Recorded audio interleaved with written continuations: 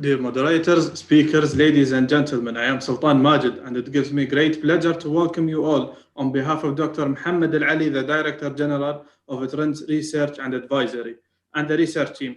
Thank you for joining us, and I'm pleased to have you back with us for the first Trend Political Islam e-form, Path to Caliphate. The truth behind Muslim Brotherhood project. Today, in the fifth symposium of this series, we are going to discuss investment under the guise of religion, the Brotherhood economic empire. From its early days, the Muslim Brotherhood has tried to be integrated to the fabric of other communities for enforcing its ideology and recruiting new affiliates. It also aimed building relationship with social and political entities in the United States and Europe. The expert we have gathered tonight will shed light on the ideology of the Brotherhood in relation to economic and political manipulation. It also discussed the international anxiety over the Brotherhood economic expansion in Europe. In addition, it discussed the Brotherhood finance network in the UK. On behalf of Trend Research and Advisory, I thank you all the panelists, the moderators, and the viewers worldwide who have joined us today to participate in this session. With that, ladies and gentlemen, I give the floor to our evening's moderator, Dr. Christian Alexander. Thank you very much. Thank you, Sultan.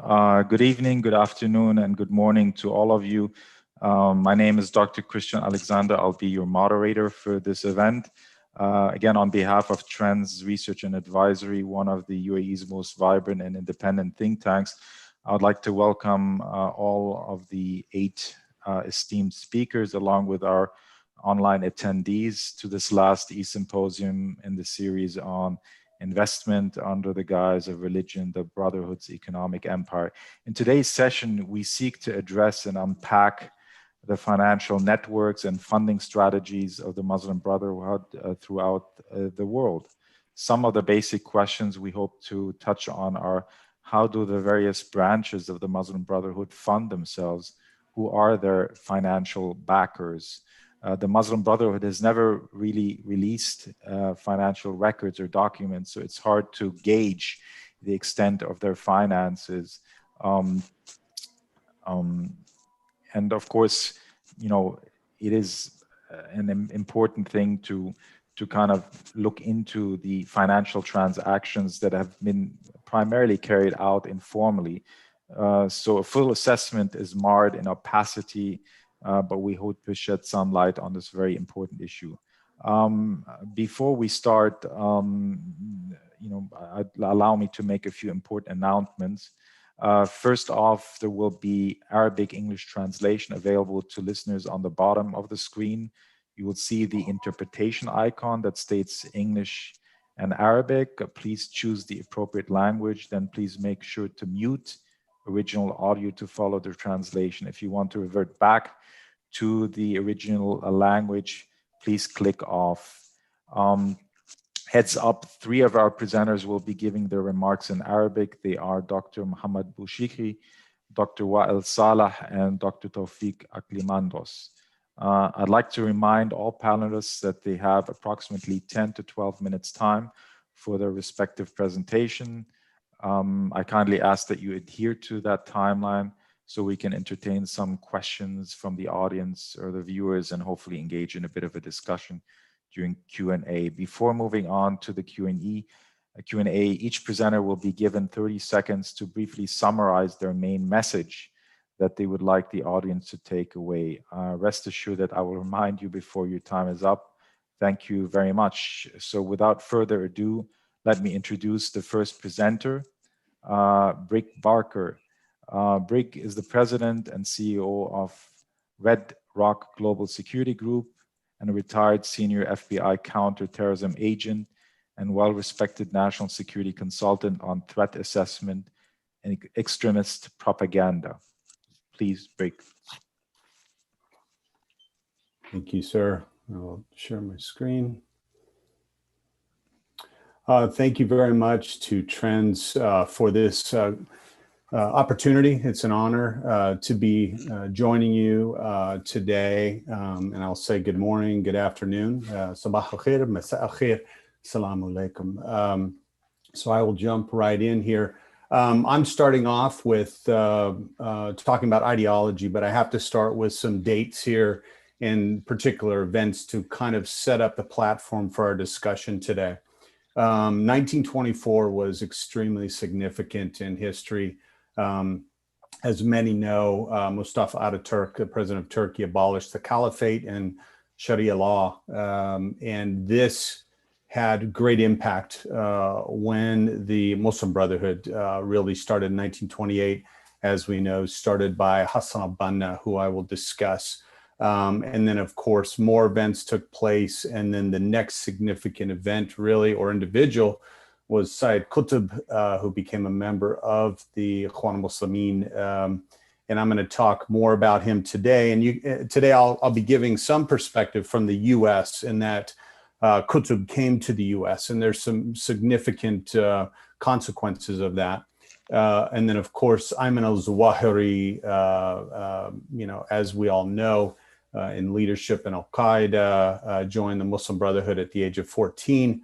And then jihadist fighters deployed to Afghanistan, to the Afghan-Soviet War, returned to their homeland after a declared victory empowered. So just a little bit of history there to kind of set us up.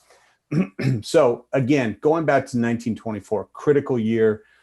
We're going to talk a little bit more about individuals here because I think it feeds into what is the ideology that we're talking about. Of course, Hassan al-Banna, really the plank holder of the Muslim Brotherhood, lived in this ideology of criticism against two things. One, Western materialism, and two, the ulama out of Egypt. So that continued as part of his time with the Muslim Brotherhood. And then after 1924, Hassan al-Banna declared for an armed struggle, and in particular, quoting a jihad of the sword is the way forward in his approach. He called this collapse of the caliphate out of Turkey in 1924 a calamity and essentially a declaration of war against Islam. I think, looking at this, looking back, I think essentially he saw the Muslim Brotherhood as a kind of an action arm to revolt against this, but also in an attempt to reestablish a caliphate. Next person we'll discuss, of course, is Sayyid Qutb, and many relate him to Qutbism, of course, again, from Egypt. An Islamic theorist and an author. And I have a couple books there listed in the shade of the Quran and milestones. If you want to understand ideology, read what the scholars of jihad say in their books, in speeches and things like this. Milestones, of course, is an excellent book to read to understand the ideology behind the Muslim Brotherhood. Of course, Qutb lived from 1906 to 1966, but in particular lived in the U.S. for 2 years, traveled to the U.S., attended college in Colorado, which I'm going to discuss a little bit more. But many call him really an inspiration towards Al-Qaeda, and I'll discuss that thread in a little bit, and in particular a Salafi jihadist. So Qutb came to the U.S., attended University of Northern Colorado, in Greeley, the town of Greeley, from 1948 to 1950. What happened then, and this was probably a trigger towards his particular, I'll call it micro-theology. He came back to Egypt with a great disdain for the U.S. in particular. And these are the tenets of what he promulgated. Number one, Americans are focused on materialism. There's more churches in the U.S. than any other country, yet Americans are empty. And as a result of a number of things in his belief system, Muslims worldwide should destroy whatever conflicts with Islam. We should demolish all man-made governments. Of course, in particular, he was focused on the Egyptian government. Islamic leaders are kuffar. Good and evil cannot exist. He did not believe in this kind of gray area. There was this binary mindset, and the power and sword should be used. So this is, starting with Hassan al-Banna, discussing Sayyid Qutb, Then I'll next step to his brother, his older brother, Muhammad Qutb. After Said Qutb, they were both arrested at the same time in Egypt, but after his brother's death, he traveled to Saudi Arabia with some other Muslim Brotherhood members, and there's reportedly information that Osama bin Laden attended some of Muhammad Qutb's lectures as he was there as a professor. His main piece of work was called Jahiliyyah in the 20th century. Of course, Jahiliyyah was one of the main principles in Said Qutb's books and his belief systems, talking about the second Jahiliyyah, wherein not only are Muslims, the Ummah, living in ignorance, but also all other religions. He also declared weakness. He said that Muslims are weak because they're not fighting against these man-made governments, and all other religions are weak as well. And then his final point, which he focused on a lot, was that female emancipation was a threat to Muslim society. So just to recap, we have Hassan al-Banna, who we're familiar with, Said Qutb, who we're familiar with, and then Qutb's brother, Muhammad Qutb. So as far as progression, if we want to look at some kind of tethering between the beginnings of Muslim Brotherhood all the way to Osama bin Laden, one could, put together potentially, hypothetically, such a line between these individuals. As far as ideological indicators, I just want to mention, looking at the action part of it, I had, the privilege of working counterterrorism around the world for my last 18 years in the FBI, worked extensively in the Middle East and Africa. But as we would go to, houses, in a hypothetical search warrant, looking for indicators, you may see books by Said Qutb, you may see books by Abdul Azam, the co-founder of Al-Qaeda. Of course, they started with Maktab al-Khidimat, and then other indicators there that maybe there's interest in travel, interest in communicating through gaming.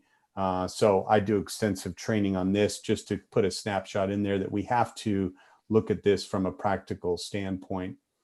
Another hypothetical search warrant, what do we look for out there? In the same room as those books, we see individuals interested in guns, knives, but we also see alcohol. We see, we look for things like potential shrapnel in an aquarium. Could that be used for nefarious purposes? All things that, we discuss as potentially pre-attack indicators.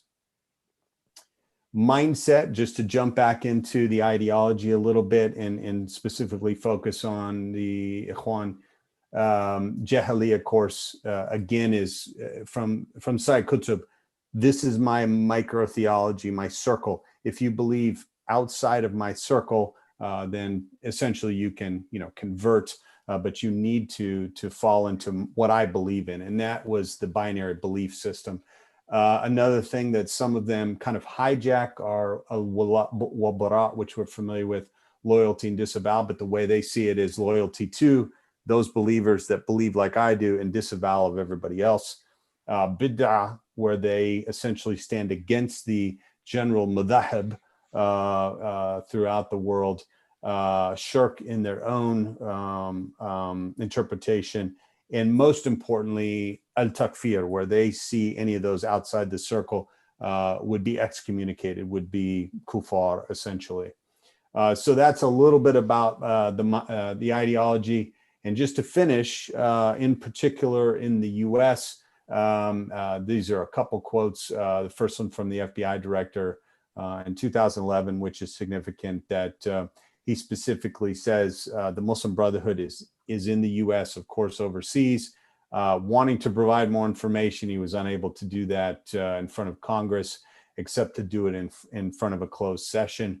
And of course, we're going to discuss more about the financing with some of the other esteemed speakers. But the Muslim Brotherhood in particular look at, they continue work in the US as kind of what they call grand jihad, but they work from within. They work quietly, sabotaging and essentially attempting to eliminate the normal way of life. So I'll just finish my part there. And again, just to start off with some on the ideology, and we're going to get some great information from the other speakers. Thank you very much for inviting me. Thank you, Brig, for this very concise overview.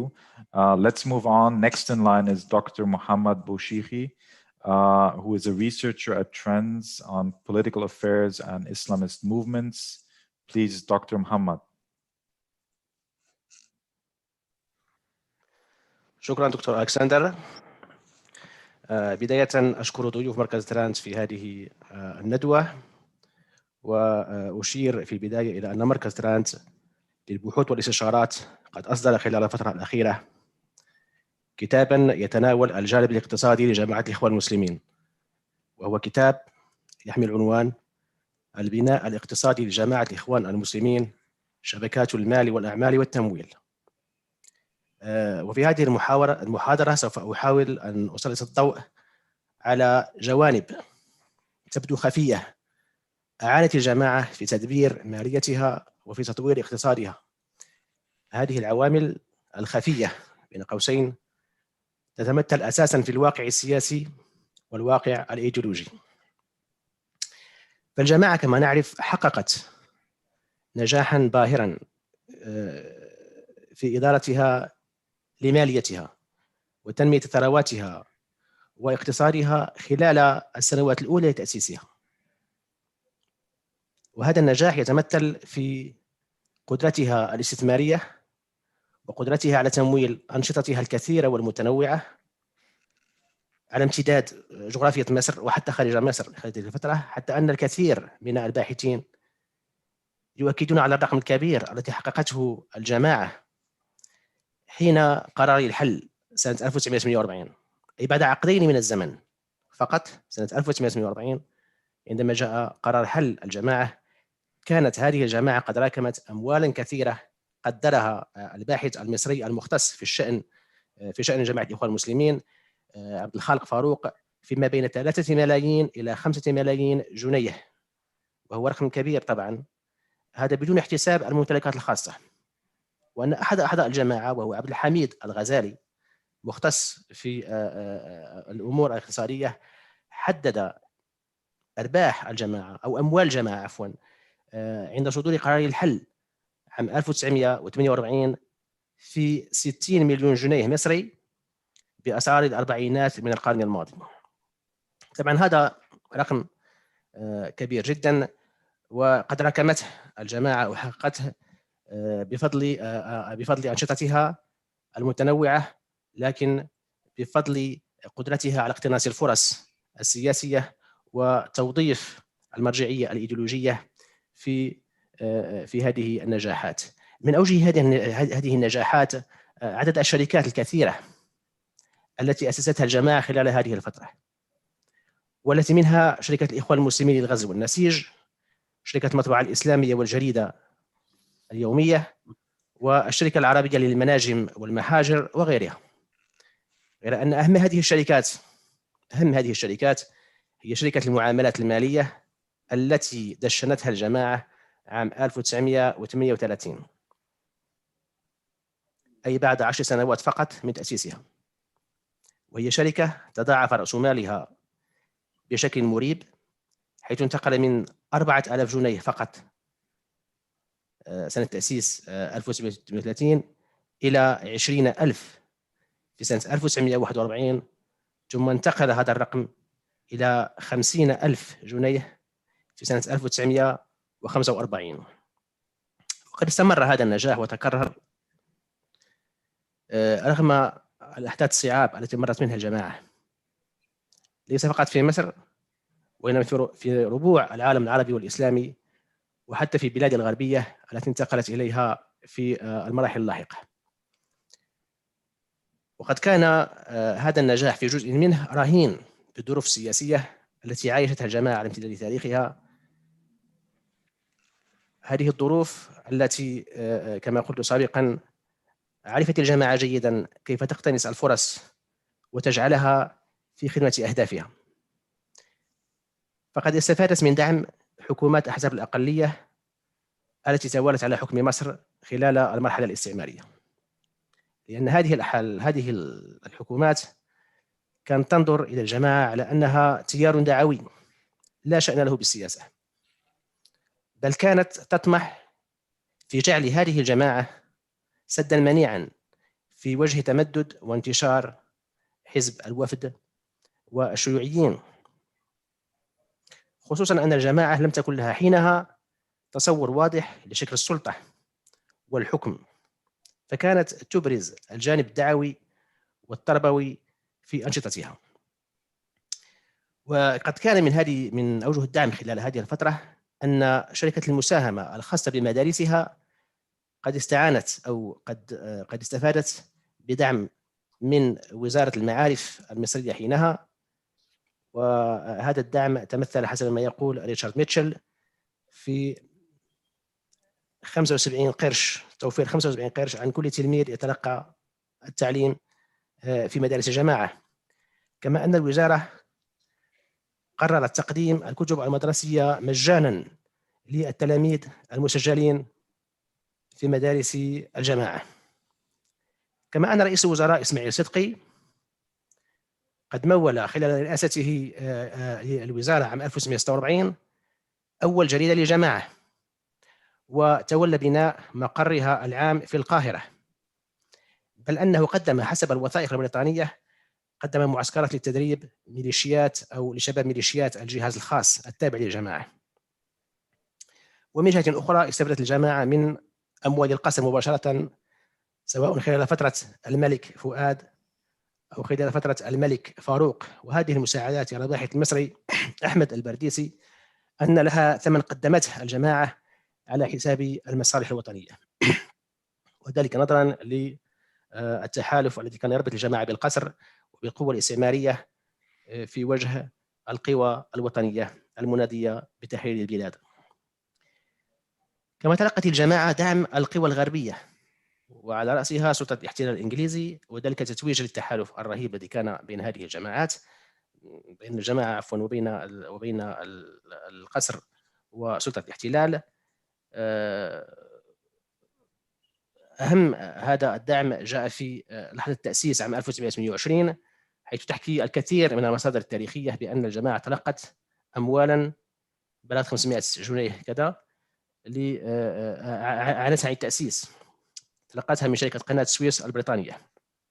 وقد برر حسن البنا قبوله لهذه المنحة بقوله بأن هذا المال مالنا لا مال الخواجات، وبأن القناة قناتنا والبحر بحرنا والأرض أرضنا وهؤلاء يغصبون في غبلة من الزمن، أي أن الجماعة أنها اعترفت بهذا الدعم من طرف القوى الاستعمارية. ولم يقف الحد عند هذا، بل حتى خلال مرحلة استقلال مصر عرفت الجماعة كيف تقتنص الفرص في تدبير مسألتها الاقتصادية، ومن ثم مراكمة ثرواتها وتنمية مواردها، حتى خلال فترة الرئيس جمال عبد الناصر، حيث جاء قرار الحل الثاني عام 1954 الذي اتخذه جمال عبد الناصر ضد الجماعة ردا على ما عرف بحادث المنشية. جاء بآثار عكسية، لأن الجماعة حينها أو قيادات الجماعة بالأحرى أنهم استفادوا منها أو عرفوا كيف يستفيدون من قرار الحل، فلجأوا إلى الدول الخليجية أساسا معتمدين على شعارات المظلومية، واستغلوا كذلك حالة الصراع وحالة العداء التي كانت قائمة بين حكومات الدول الخليجية ونظام جمال عبد الناصر لجلب العطف، هذا العطف الذي أعانهم في توفير فرص للشغل والكسب وتنمية الثروات. كذلك في عهد أنور السادات اتخذت الدولة في عهد رئيس في خلال عهد أنور السادات قرارا استراتيجيا بالتقارب مع القوى الغربية وطي صفحة جمال عبد الناصر، وقد كان لهذا القرار كلفته على مستوى علاقة النظام الحاكم بجماعة الإخوان المسلمين، حيث أدت سياسة الانفتاح التي انتهجها السادات ابتداء من عام 1974 إلى تخلي الدولة عن إدارة العديد من القطاعات الاقتصادية لصالح القطاع الخاص.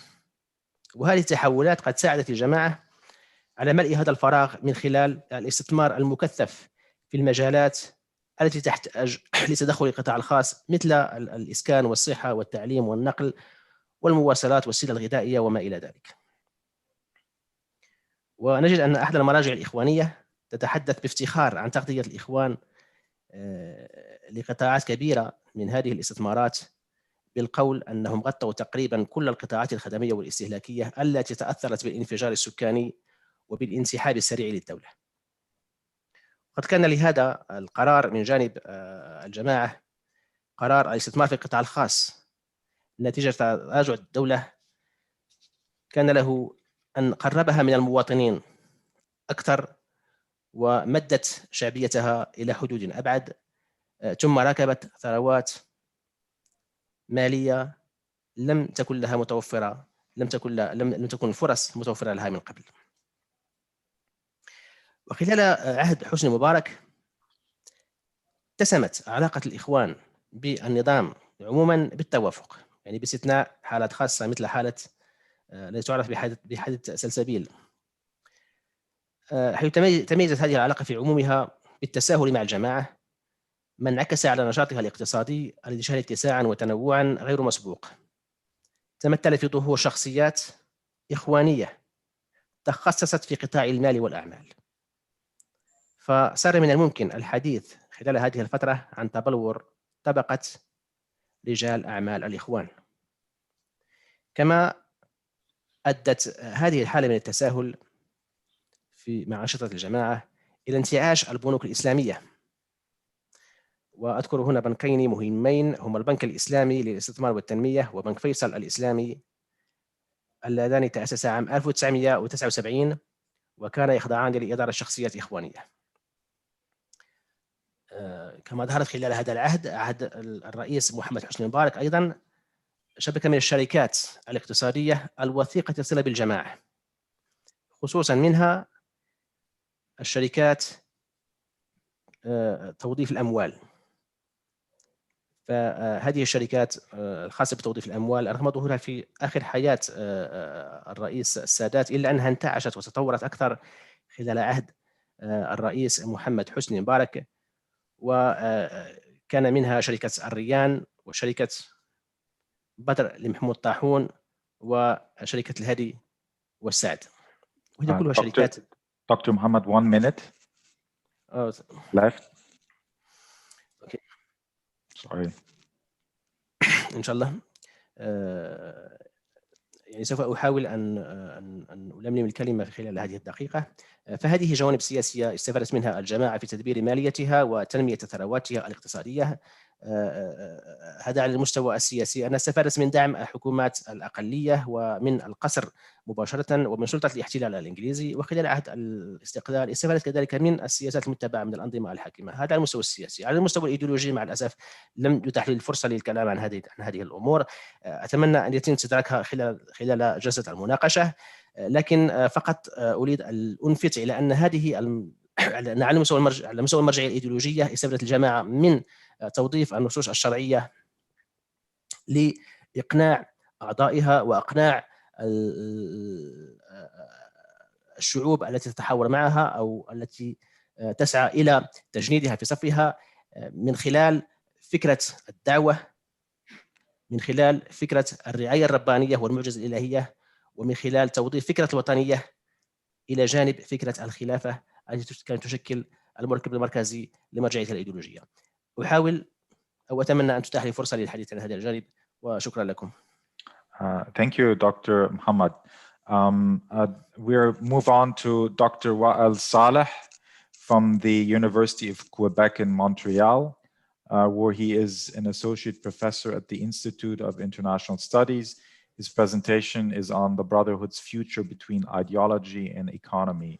تفضل Dr. Wael. شكرا جزيلا دكتور كريستيان. بداية خالص الشكر على الدعوة الكريمة للمشاركة في تلك الفاعلية المهمة التي ينظمها مركزكم الرصين. مما لا شك فيه أن الاقتصاد يمثل ركيزة رئيسية لدى جماعة الإخوان المسلمين، حيث يتم توظيفه في خدمة مشروع الجماعة الفكري والسياسي، والعكس أيضا صحيح، حيث يتم توظيف أيديولوجيا الجماعة للثراء والإغراء بالمال. يمثل الاقتصاد أداة كالأيديولوجية إذن للتغلغل في المجتمع من خلال تقديم خدمات تستهدف الفئات ذات الحاجة كما الأشخاص التي تطمح إلى الثراء. مما لا شك فيه أيضا أنه رغم الجهود العديدة التي تم اتخاذها لتكثيف مصادر تمويل الجماعة، فإن الذي تحقق من تلك الجهود من نتائج لم تحقق الآمال المتوقعة ولم تسير نهاية الإسلاموية التي نظرت لها مع البروفيسور باتريس برودر في كتابنا الإسلام السياسي في زمن الربيع العربي، والذي شرحنا فيه كيف فقدت الإسلاموية بعد الربيع العربي حواضنها في نطاق الدولة الوطنية والمنطقة العربية والعالم، والتي كانت تدعم الإخوان بشكل كبير قبل عام 2011، حيث تلخصت ردة فعل الإخوان المسلمين على ذلك الفقد في الحواضن في صورتين. الصورة الأولى هي العودة التامة إلى خطابهم المؤسس بما يتضمنه من تكفير الآخر والتنظير والتبشير بالخلافة والشرعية الدينية للحكم السياسي واحتكار التحدث باسم الدين إلى آخره، وهذا ما أسميته في كتابنا غيتخو إسلاميسما، والذي يجسد مرحلة تورط الإخوان بشكل غير مسبوق في التطرف والعنف كحالة إخوان مصر على سبيل المثال. أما الصورة الثانية فتمثلت في التخلي بشكل كلي عن كل المبادئ المؤسسة للإسلاموية بشكل صوري أو نظري على الأقل، وهو ما يعد تفريغا للإسلاموية عن كل ما كان يميزها عن التيارات الأخرى العلمانية أو الإنسانوية على سبيل المثال، وهذا ما أسميته نيو إسلاميسم.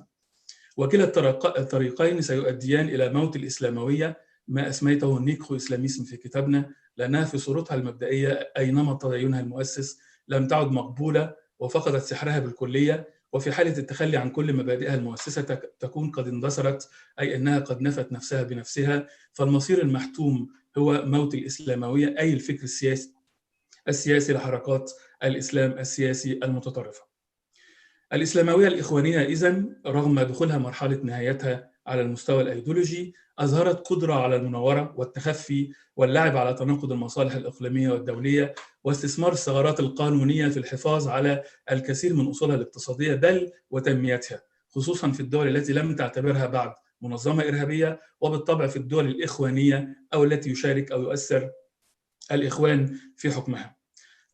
تهدف تلك المداخلة لتسليط الضوء على أولاً تلازم الأيديولوجيا والاقتصاد عند الإخوان منذ نشأتها، وعلى بعض استثمارات الإخوان تحت غطاء الدين في الدول التي لا تعتبر جماعة الإخوان المسلمين جماعة إرهابية من خلال النموذج الكندي، ثم في الدول الإخوانية أو التي يشارك أو يؤثر الإخوان في حكمها من خلال النموذج التركي، وذلك لاستشراف مستقبل الإخوان بين الأيديولوجيا والاقتصاد.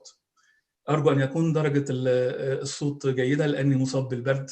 هل درجة الصوت جيدة؟ كويسة جدا، سلامتك.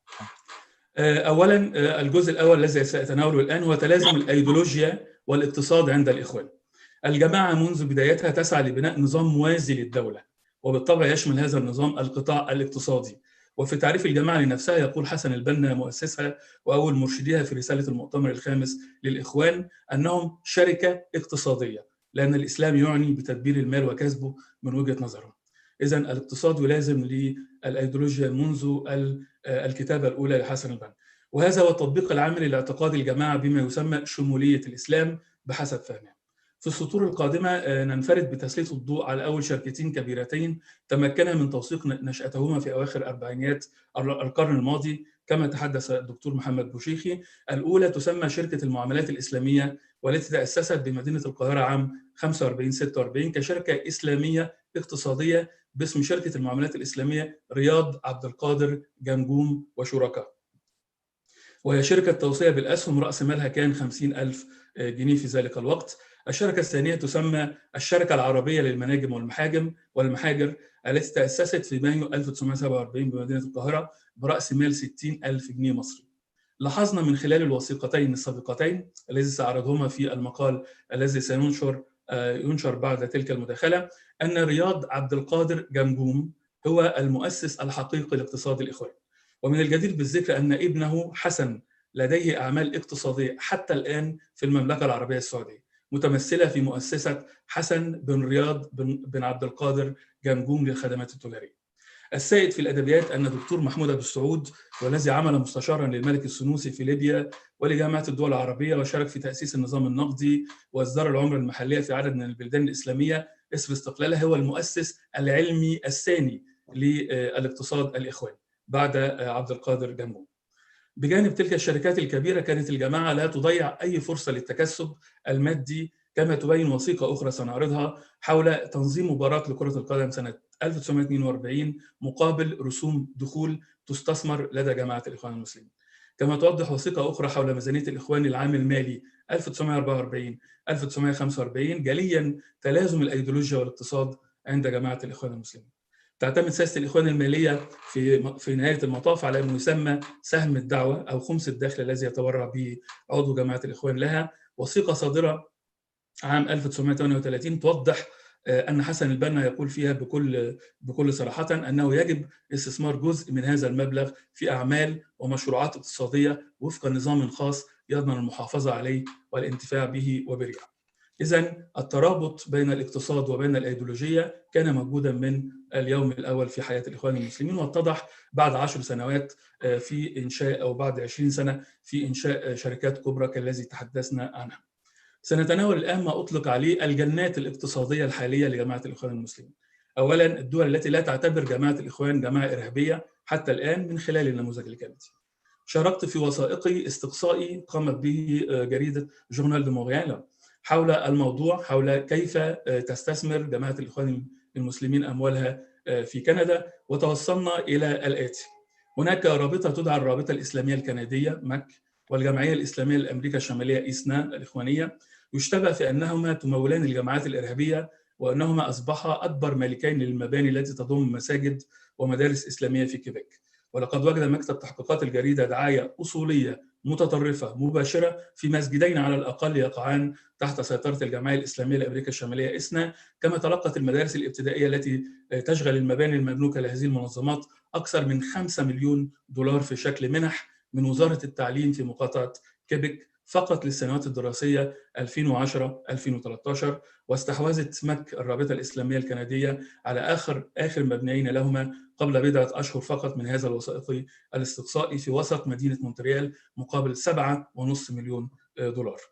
وفقا لوثائق قدمتها شرطة الخيالة الكندية الملكية إيغاس، فقد تبرعت الهيئة العامة لسوق المال بحوالي 300,000 دولار أمريكي إلى صندوق الإغاثة الدولي للمنكوبين والمحتاجين لكندا إفرون.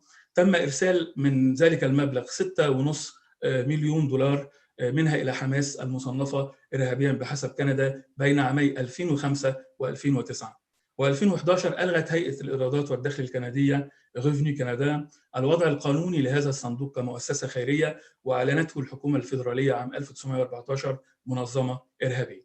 هذه بعض الأمثلة، هناك الأمثلة كثيرة، ولكن نظرا لضيق الوقت سوف أنشر ذلك في المقال بعد ذلك. هناك عشرات الأمثلة التي تدل على ترابط الأيديولوجيا والاقتصاد عند الإخوان في كندا، وكيف ينمي الإخوان المسلمين الاقتصاد الإخواني من خلال مشروعات تستهدف في نهاية الأمر تمويل الإرهاب والصرف على الدعوة كما يقال في كندا.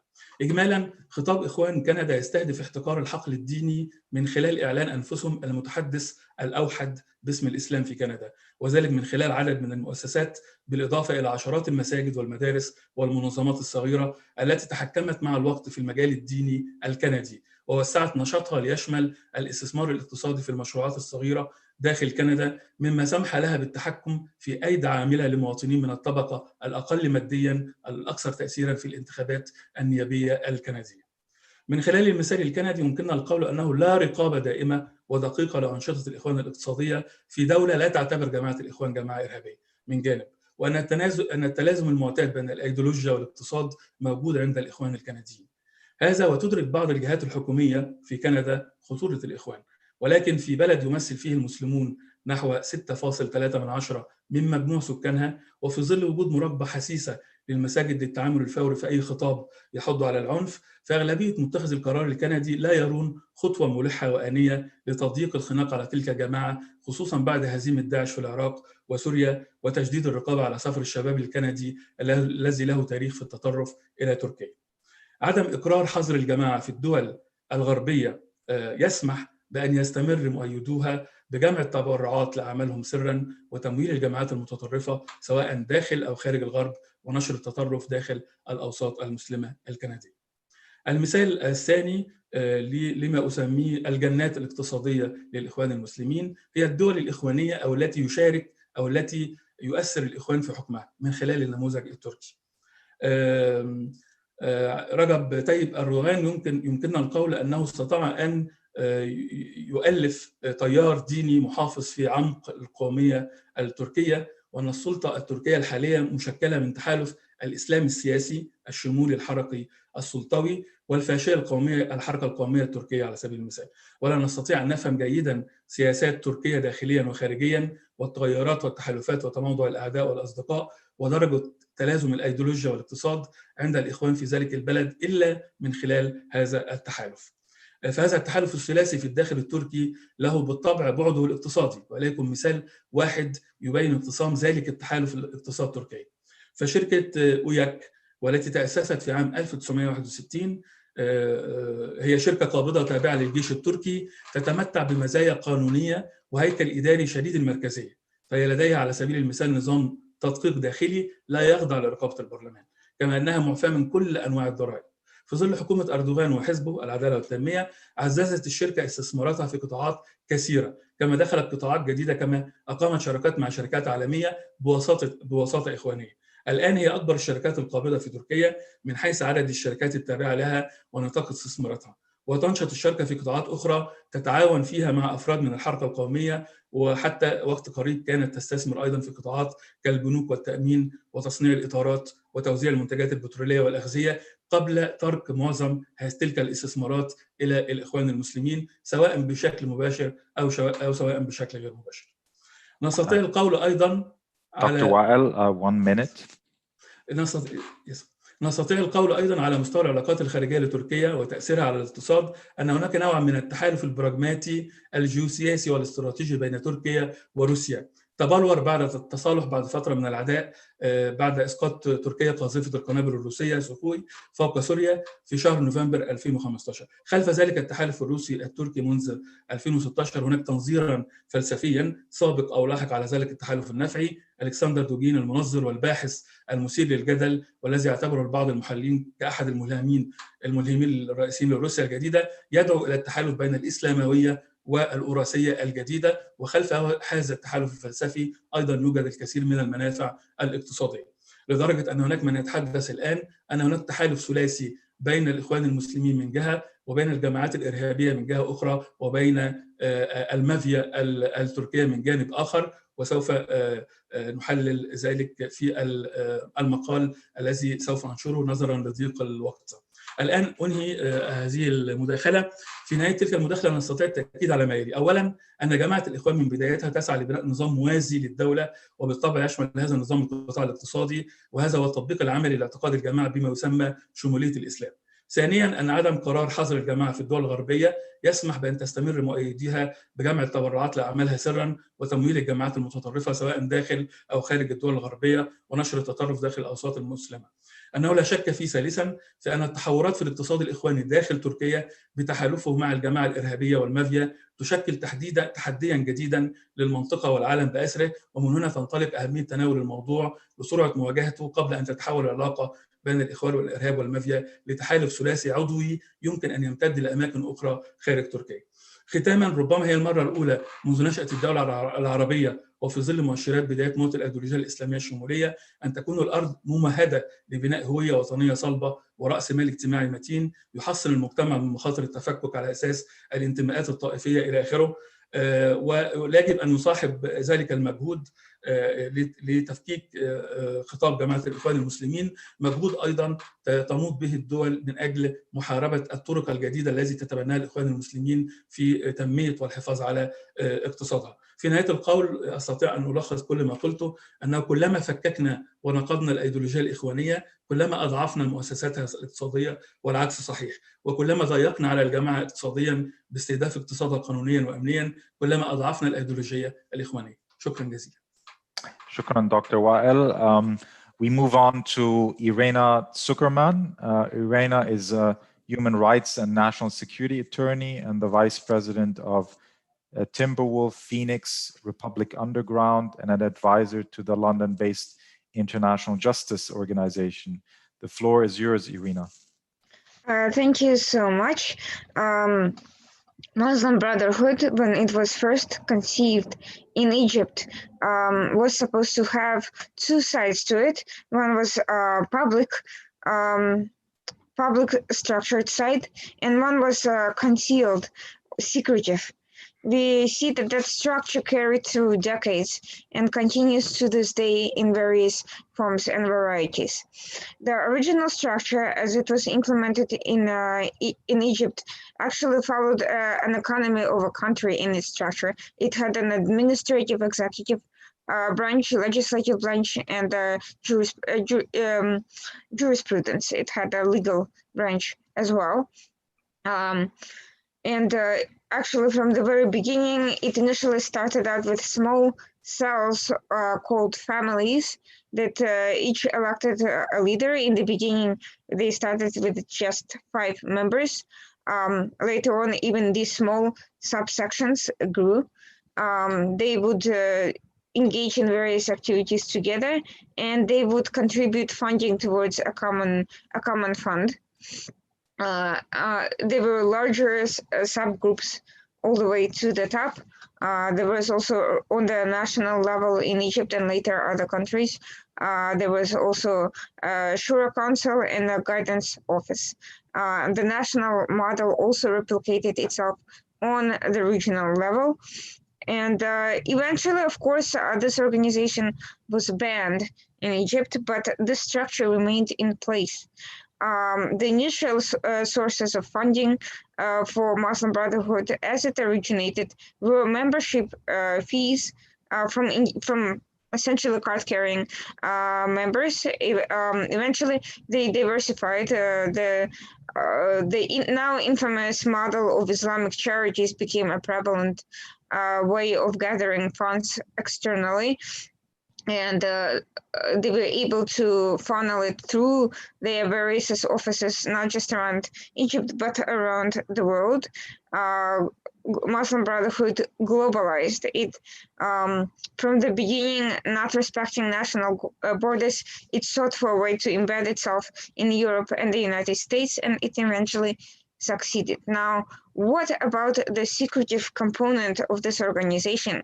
Once Muslim Brotherhood came under scrutiny from the authorities and became banned in various countries, there had to be some other way of attracting funding and continuing to function. From the very beginning, that path had been explored by the members, and what they ultimately found constructive is attracting businesses to help them fund their activities, because even though Muslim Brotherhood is considered possibly the biggest such movement in the world, no one really knows how many members there are and how much they're able to afford to pay. There is no financial accounting that is released, no expenditures, nothing formal. Essentially, most of the economic infrastructure is in the hands of a small number of people who keep it very close due to concern about potential leaks. They diversified their economy. They started investing not just into Islamic charities, but over decades they formed relations with successful members of business, and those also evolved over time.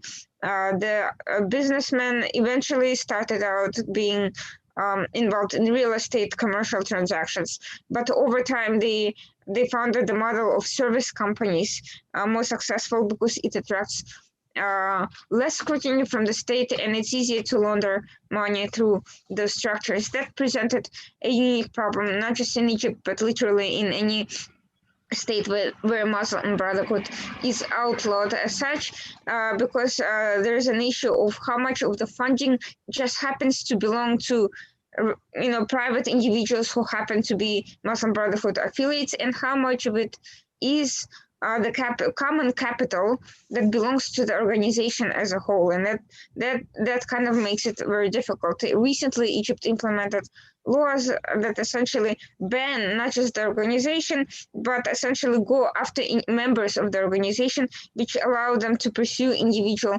businessmen that are funding and facilitating these activities. That has not been made clear to the public at large, and therefore there's been some recent controversy over the arrests of these individuals. In other countries, that the same model applies. Just because something is banned in Egypt, they essentially moved from Egypt to Turkey. Qatar has also been instrumental in facilitating this activity through business and other measures. But the same model applies everywhere. Even in Europe, there's a very massive Muslim Brotherhood presence there because the organization is not actually banned. It remains relatively open. And in fact, there's been a great deal written about the Muslim Brotherhood networks, the fundings, the sources of funding from Qatar. But because all of it is perfectly legal in Europe, it doesn't really matter to continue doing this activity. The funding comes by way of very complicated structures. We have seen as an example that was analyzed by a Middle East Forum here in the United States, the international network of a charity called Islamic Relief. Islamic Relief, unlike previous charities, it's become a very sophisticated network that's has gone far beyond initial charities that were easy to trace, to track, and that laundered money directly to terrorist organizations. More complicated networks of these organizations, essentially, they're able to rebrand very successfully. We have seen this happen with the early Islamic banks. One of them was established, a whole network of them actually was established by an Egyptian with European citizenship named Yusuf Nada. The bank was called Tauka, and he was able to rebrand that source of initial funding successfully. That's where the members were contributing funding, but also it was used to launder money in various ways. We see the same thing today with these networks of charities. They not only just accept contributions from private members, but they've become affiliated with local Western governments. They receive aid directly from European and American organizations. They also rebrand themselves as civil rights organizations and embed themselves in the general infrastructure of the country. In the United States, Muslim Brotherhood members do not call themselves that. Which makes it easier for them to evade scrutiny, evade forensic analysis of the funding, and easier to essentially confuse the paperwork of where that funding is going. Now, what about the spending? Where does all of this go once they amass these structures, banks, charities, and companies? Essentially, the funding and the spending are quite closely connected. The most Muslim Brotherhood has evolved in that they no longer rely on simply on individuals who can work in NGO world or academics or journalists, as was the case earlier in Egypt, where individuals of particular professions infiltrated the industries and were able to utilize those tools. Now, the new model of the Muslim Brotherhood involves individuals highly skilled, highly trained, very sophisticated, who are able to move through different circles: academic, security agency advisors, commercial organizations, major boards of major corporations, and through these networks, they're able to move cash around from one place to another. And so this model of money laundering is much more sophisticated, much more difficult to trace, and is not always completely illegal. That's what makes it so difficult. We see the same model being employed most recently in Saudi Arabia, where Islamists, both officials and private businessmen employed huge international companies as models for funneling cash out of the country into locations around the world in Dubai and other places, and they have used networks outside the country, gold refineries in Africa, for instance, to launder the money that is then consequently either returns to the country through American or Western companies, and they identify and recruit assets, not always Islamists by the way, that assist them in these transactions, but they also spend it lavishly on various things. So where does that money actually go?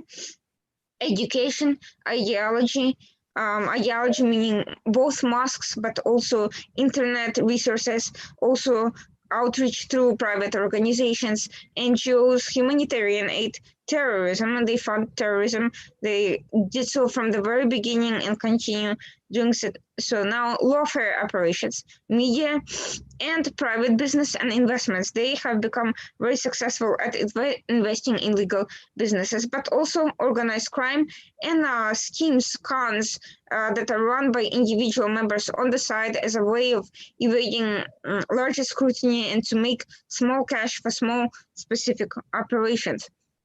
All of this is kind of interconnected. Spending and funding uses a lot of the same people who've grown their networks from just Islamists to Islamists and assorted fellow travelers, business associates, individuals who are simply opportunistically involved in these major business ventures without necessarily caring about where it's all going. Ideologically, they may be unaffiliated, but they are simply in it for the money.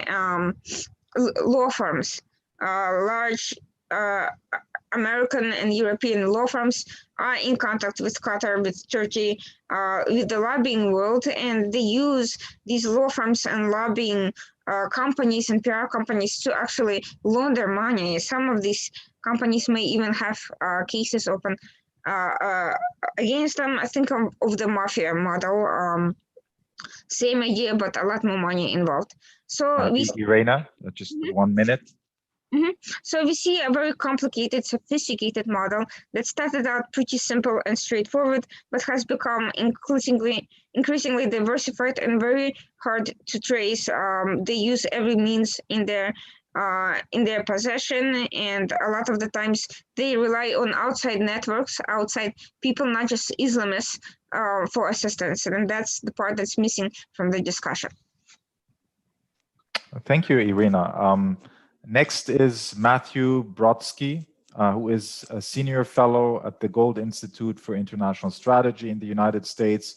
He has briefed members of Congress, Department of State, Department of Defense, and the National Security Council. His presentation will address the Brotherhood's halal economy and charitable work. Please take it away, Matthew. Thank you very much for having me and for hosting this important symposium. So as we know from its earliest days in the US in the 1960s, the Muslim Brotherhood created their series of religious, civic, and communal Muslim organizations that were not only concerned with dawah or proselytizing their brand of Islam, but also as a means to raise money here in the US as well. So examples of these include the Muslim Students Association, the Islamic Society of North America, the Islamic Circle of North America, the Muslim American Society, and many other groups. As one example, the North American Islamic Trust was established in Indiana in 1973 as a corporation and was, in essence, the investment vehicle for the US Muslim Brotherhood. In fact, according to its incorporation documents, the purpose of the trust was to, quote, serve the best interests of Islam and the Muslim Student Association of the United States and Canada. And it did so by establishing a nonprofit tax-exempt corporation to hold investment property. So this actually brought the US Brotherhood from a student-based organization in the US to one that was based far more within the larger US society. And it was able to raise a lot of money from overseas. Now, here I have to point out, in the US, charities are essentially nonprofit tax-exempt corporations. They're considered 501c3 organizations. They're tax deductible, and they are considered perfectly legal here as long as there's not a direct link to terrorist activities, of violence that needs to be the threshold. So in the US, the very point about Islamic or Islamist terror finance industry is not that the money or funds terror directly, but that extremists in the West take advantage of the fungibility of terrorist networks' finances. And these finances include legitimate functions, often based around welfare and charity, that are nonetheless designed to support the overall violent goals. I mean, the US Treasury has guidelines that emphasize this fact. It says the risk of terrorist abuse facing charitable organizations cannot be measured from the important but relatively narrow perspective of terrorist diversion of charitable funds to support terrorist acts. Rather, terrorist abuse also includes the exploitation of charitable services and activities to radicalize vulnerable populations and cultivate support for terrorist organizations' activities. So that begs the question, right? What does it look like when charities are abused and used to fund terrorism? So we have the case here of the Holy Land Foundation, which is a violent above ground organization. It actually became the largest terrorism financing case in American history. Abu Marzouk, a political leader of Hamas, provided substantial funds to the foundation in the early 90s. In 1994, he designated the Holy Land Foundation as the primary fundraising entity for Hamas in the US. Meanwhile, Marzouk himself was named a specially designated terrorist by US Treasury Department in 95.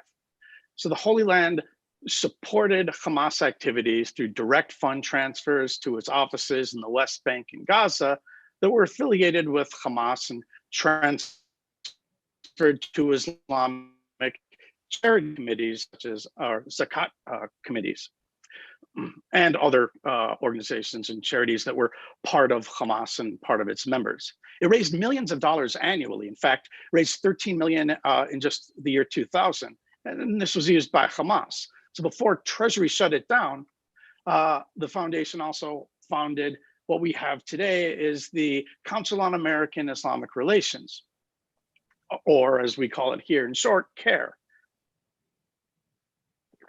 So CARE is also a DC-based 501c3 nonprofit tax-deductible organization that has 28 chapters that are independent around the country. And since '94, it has tried to position itself as the leading American Muslim civil rights organization. And given today's political climate in the US, to suggest that CARE is at a minimum linked to the Muslim Brotherhood, as of course it is to invite scorn from the left side of the political aisle that you are just an anti-Muslim individual or you're racist. Yet one of the founding board members of CARE's Dallas office was linked to the Holy Land Foundation, which is also the chief fundraising arm for the Palestine Committee in the US. Now, Irina already covered the Islamic Relief Worldwide and Islamic Relief USA, which is the largest Islamic charity in the West. I would just add that the senior officials admit the organization was founded by Muslim Brotherhood ideologues with extensive ties to Islamist extremists remaining. And the US wing overlaps with organizations that the Justice Department has identified as affiliated with Hamas and the Muslim Brotherhood. The UAE, I would note, banned the Islamic Relief as a terrorist organization. The Israeli government says it funnels millions of dollars a year to Hamas. Incredibly, the State Department here even hailed Islamic Relief as a partner in July 2017 in an announcement. It was even advising USAID, the US Agency for International Development, and the State Department at the same time that Israel was banning the group. So there's been an investigation started by the FBI, the IRS, and the Office of Personnel Management in 2016. And as of this summer, investigations are still ongoing. If this case were to actually come to trial, it would be bigger than the one against the Holy case, as I said, in American history. Now, a word about Islamic charities. Let me back up and state clearly for the record that while not all Islamic charities are involved in terrorist operations, some donors have zakat contribution diverted by charities that fund legitimate humanitarian operations, as well as to militant arms. So individuals knowingly can contribute to charities that fund terrorists, but in many cases, they have no idea. Some donate to what they believe is legitimate, and it turns out that it's a terrorist front or a financial front.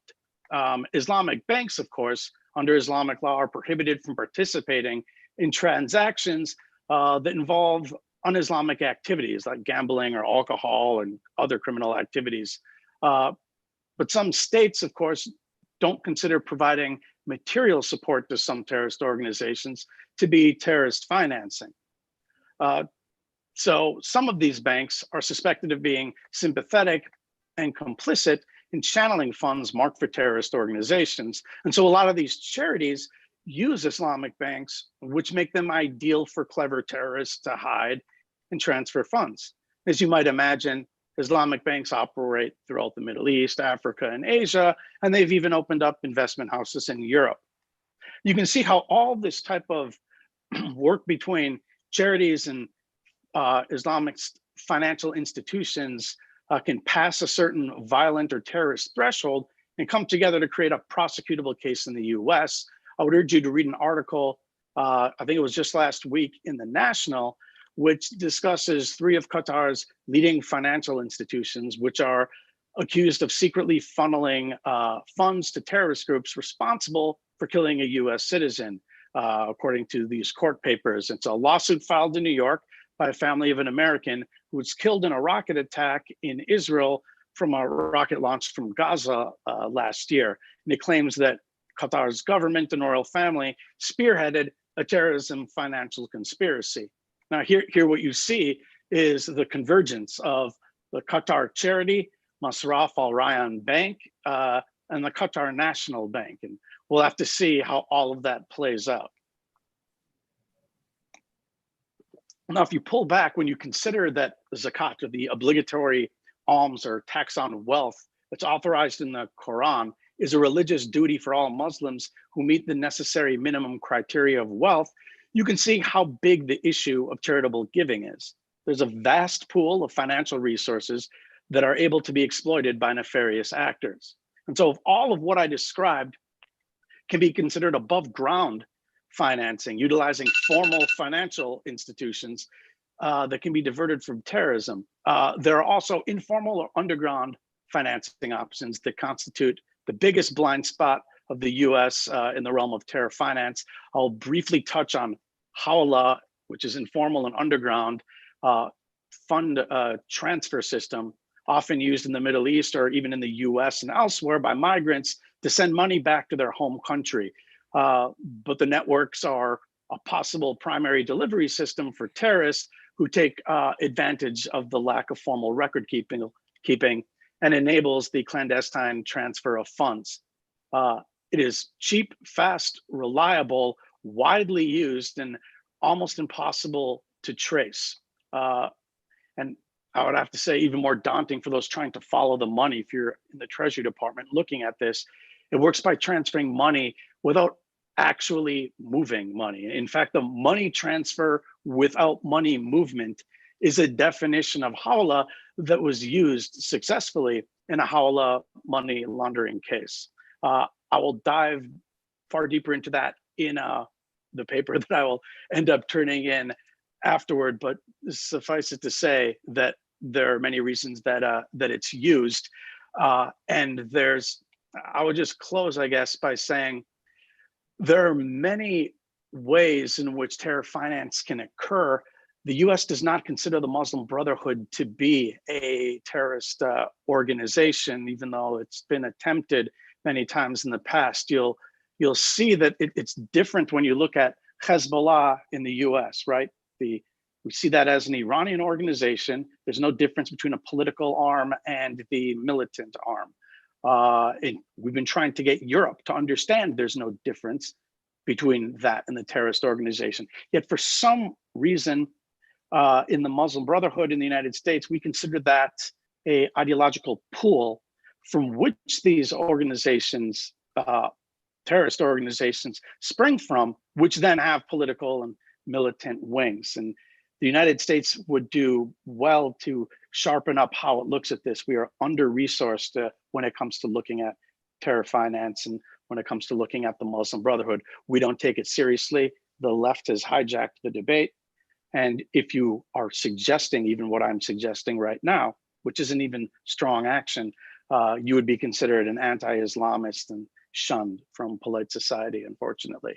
I'll leave it there. Thank you, Matt. Next is Dr. Taufik Aklimandos, who is the director of the European Studies Unit at the Egyptian Center for Strategic Studies in Egypt. He will focus on the European context of Muslim Brotherhood activities. You may proceed, Dr. Taufik.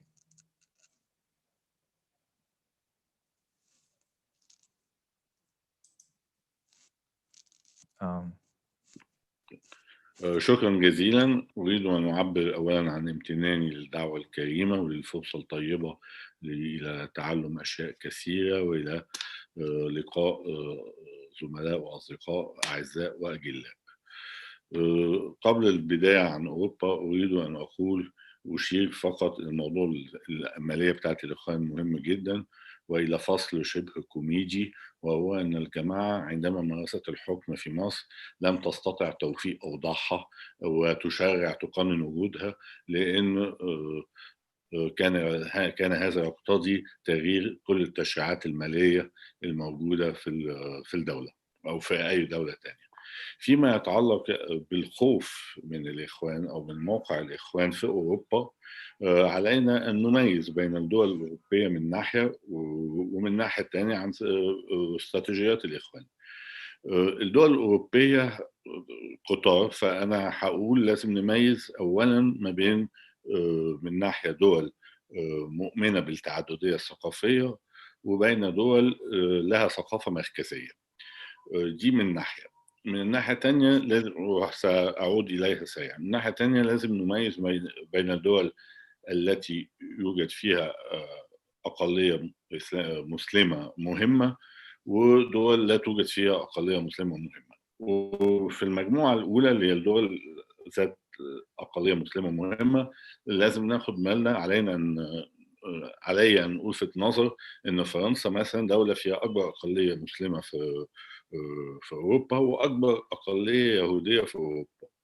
فهناك خوف عند المسؤولين غير الأوروبيين أو عند الصفوات الأوروبية غير مسموح بالخوض فيه، أن تدهور العلاقات ما بين الجاليات، ما بحبش كلمة جاليات، بس ما بين الأقلية المسلمة والأقلية اليهودية في فرنسا سيدفع اليهود إلى الهجرة، وأن تعصر البلد نفسها في بلد الثورة الفرنسية، بلد حقوق الإنسان، تجد نفسها تدريجيا بدون يهود لأنه تم دفعهم إلى الهجرة. وهذه نقطة مهمة ولن تقال. هذه من ناحية. من ناحية تانية أنا قلت دول مركزية ذات ثقافة مركزية ودول ما عندهاش ثقافة مركزية أو تؤمن بالتعددية الثقافية. لازم نضيف طبعا أحوال النموذج. هناك دول ترى النموذج ناجح وهناك دول ترى النموذج في أزمة. يعني في دول ذات ثقافة مركزية ما عندهاش مشاكل وفي دول عندها مشاكل. فرنسا أظن تنتمي إلى دولة ذات ثقافة مركزية بها أعداد هامة من المسلمين ونموذجها في أزمة. ممكن نضيف طبعا أن السياسة الخارجية بتلعب دور وساعات بتؤثر على الموضوع. دولة عندها مصالح كثيرة، نقول ميزة وعيب ما يميز جماعة الإخوان المسلمين أنها عابرة الدول. فاللي الدولة التي تقرر الدخول في صدام مع الإخوان المسلمين عليها أن تتوقع مشاكل في دول عديدة حيث يتواجد الإخوان، وهذا عامل مهم برضه. ده كنت عايز أقول. مشروع الإخوان بصفة عامة ممكن نقول إنه في الواقع فيه مشروعين.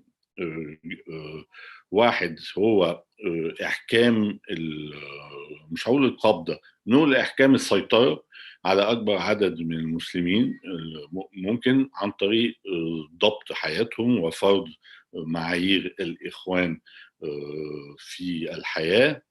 ومن ناحية تانية طبعا تمثيل هذه المسلمين في وجه الدول، في وجه الحكومات، مع خصلة فرنسية بتفرق في التمويل، مع حاجة خاصة بالفرنسيين، ويمكن مش بس بالفرنسيين، يمكن بلجيكا في نفس القصة، هو السعي إلى خلق بؤر إسلاموية في الجغرافيا.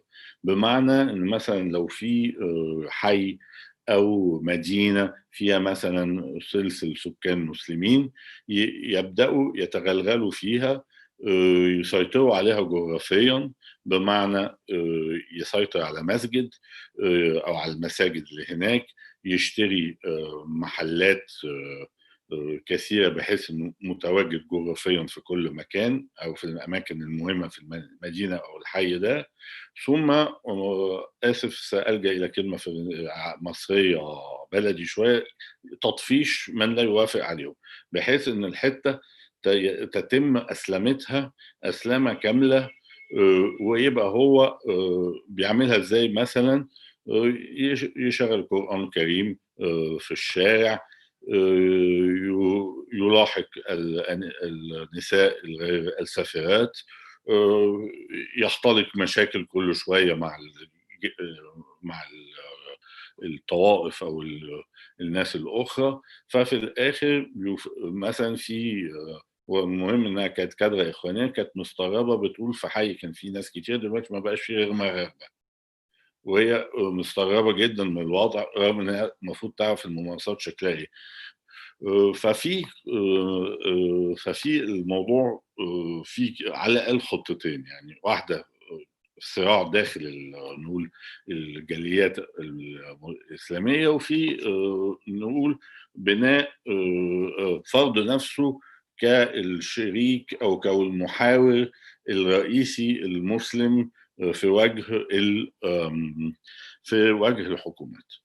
ألفت فقط نسيت أن أقول أن مصادري الأساسية طبعا أعمال الزملاء وتقارير وجلسات الاستماع البرلمانية، وفيها كم من المعلومات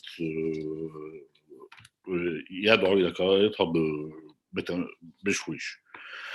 فيما يتعلق بقى بتمويل الإخوان، ممكن نقول إن في 3 أنواع من المشاكل بعضها مرتبط ببعض. من أين يأتي هذا التمويل؟ كيف يتم الإنفاق من هذا التمويل؟ ولماذا أو كيف ينجح الإخوان في دفع دول كثيرة ودول أوروبية كثيرة إلى تمويل نشاطاتهم؟ فناخد في الأول نقول مصادر التمويل، أظن الأغلب تعرض لها، وهو من ناحية قطر وتركيا. قطر ممول رئيس، وأشير هنا في عجالة إلى كتاب للصحفيين كريستيان شينو جورج مالبرونو اسمه قطري بيبرز، فيه كم معلومات عن التمويل القطري للأنشطة الإخوانية أو المراكز الإخوانية أو لمراكز تدريب الأئمة تبقى إخوانية. وفي طبعا في القطري شاريتي فاونديشن عدد مهول من الكوادر الإخوانية، وأغلب المستفيدين كوادر إخوانية. دي واحدة. طبعا في تركيا في طبعا تبرعات واشتراكات الناس.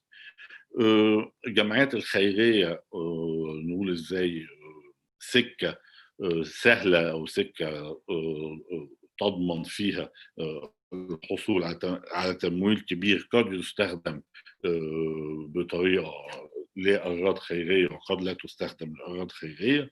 في المدارس بتلعب دور محوري، لأنه استراتيجية الإخوان جزء منها هو نقول إزاي خلق أو السعي إلى الواقعة ما بين الأغلبية غير المسلمة والأقلية المسلمة، فهي تستغل كل امتعاض المحافظين مثلا المسلمين او المسيحيين، بيحاولوا يدفعوا المسلمين الى ترك التعليم الحكومي ونقول ازاي ايداع اطفالهم في مدارس اسلاميه.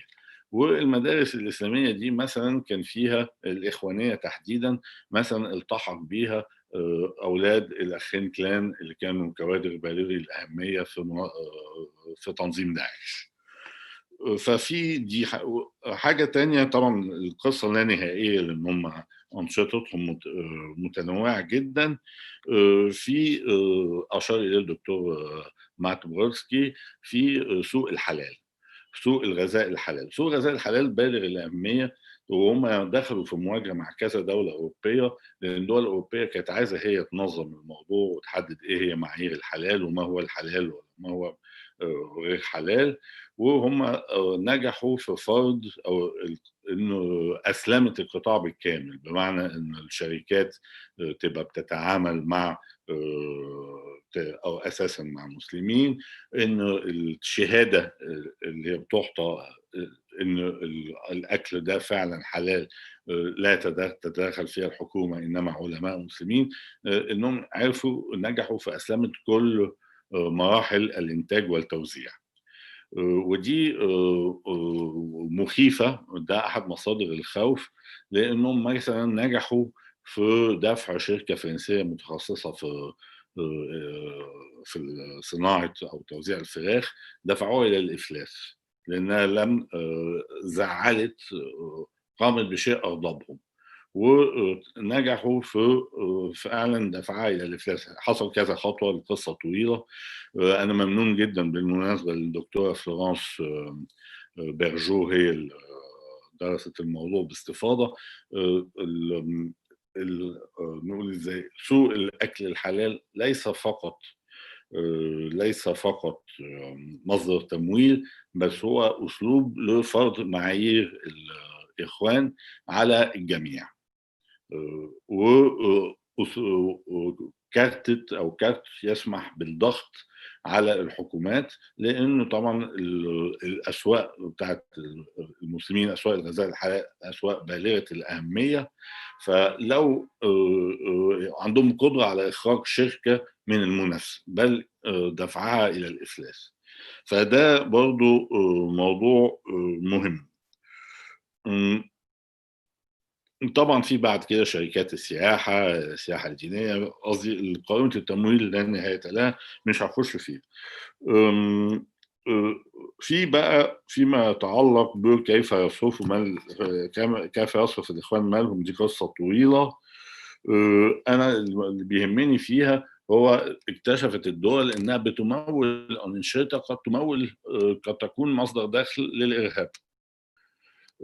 على سبيل المثال لا الحصر، في دول لما بتحاول تخصص اموال لدفع او المهاجرين او ابناء المهاجرين الى العمل او الى ادماجهم في سوق العمل، عامه يضطرون الى اللجوء الى جمعيات خيريه تساعدهم على التعرف على الشباب، او تكون حلقه اتصال ما بين الحكومه المركزيه والشباب من ابناء المهاجرين الذين يرغبون في الالتحاق بوظيفه. فاغلب البرامج دي تم فيها استطاع الاخوان ان يدخلوا على الخط ويسيطروا على جزء كبير منها. البحث العلمي في العلوم الاجتماعيه ده مثل تاني، قد يكون اقل اهميه وقد يكون اكثر اهميه.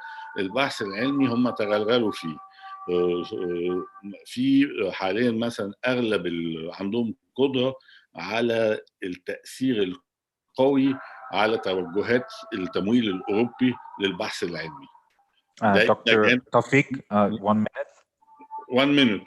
Yes. اوكي، طبعا المشاكل التقليديه، المشاكل اللي بتجمع كل الدول، الخوف من الشفافيه، عدم وجود شفافيه، السريه المبالغ فيها فيما يتعلق بالاعضاء، الخطاب المعادي لليهود، خلق بيئه ثقافيه او بيئه حاضنه للارهاب. دايما الاخوان ليسوا بعاد على الكوادر الجهاديه او اغلب الكوادر الجهاديه، وفي طبعا السعي الى خلق بؤر جغرافيه تكون تحت قبضته.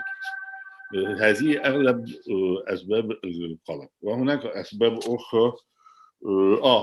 سلاح الاسلاموفوبيا ودي عايزه برضه، بس دي مش تمويل قوي، خنقت الحوار حولها.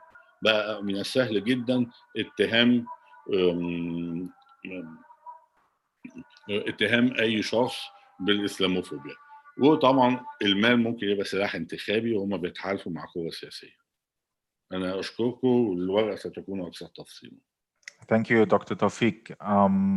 Let's move on to Giovanni Giacolon, who is an analyst at the Europe desk at ITCT in Italy, and a former research fellow at the Italian Institute for International Political Studies.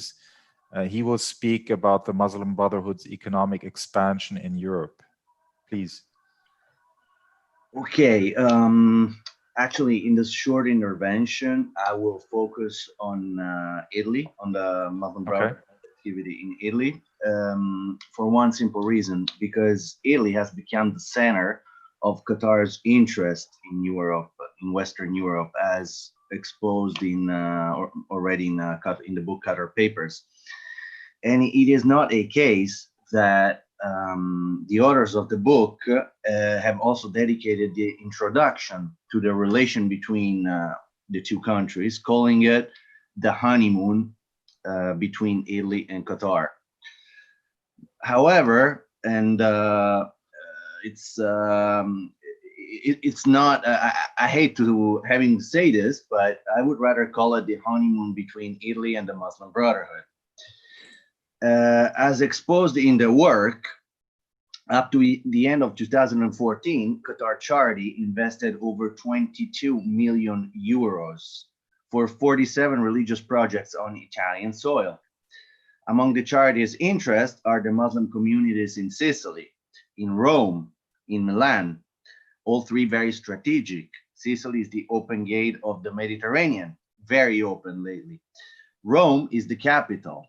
It has a conspicuous Muslim community, and it is the institutional center of the country. Milan and the Lombardy region have the biggest Muslim community in the country, and also the oldest. Qatar's investments in Italy are strong and focused on different areas, such as finance, tourism, airline industry, weapons. Italy's arming Qatar, as a matter of fact, and indeed religious ideology. Italy's institutions and political arena are very well aware of this. It is not a case that one of the strongest voices against Islamism, such as Lega's Matteo Salvini, changed opinion over Qatar after visiting Doha in the fall of 2018, when he was still Minister of Interior Affairs.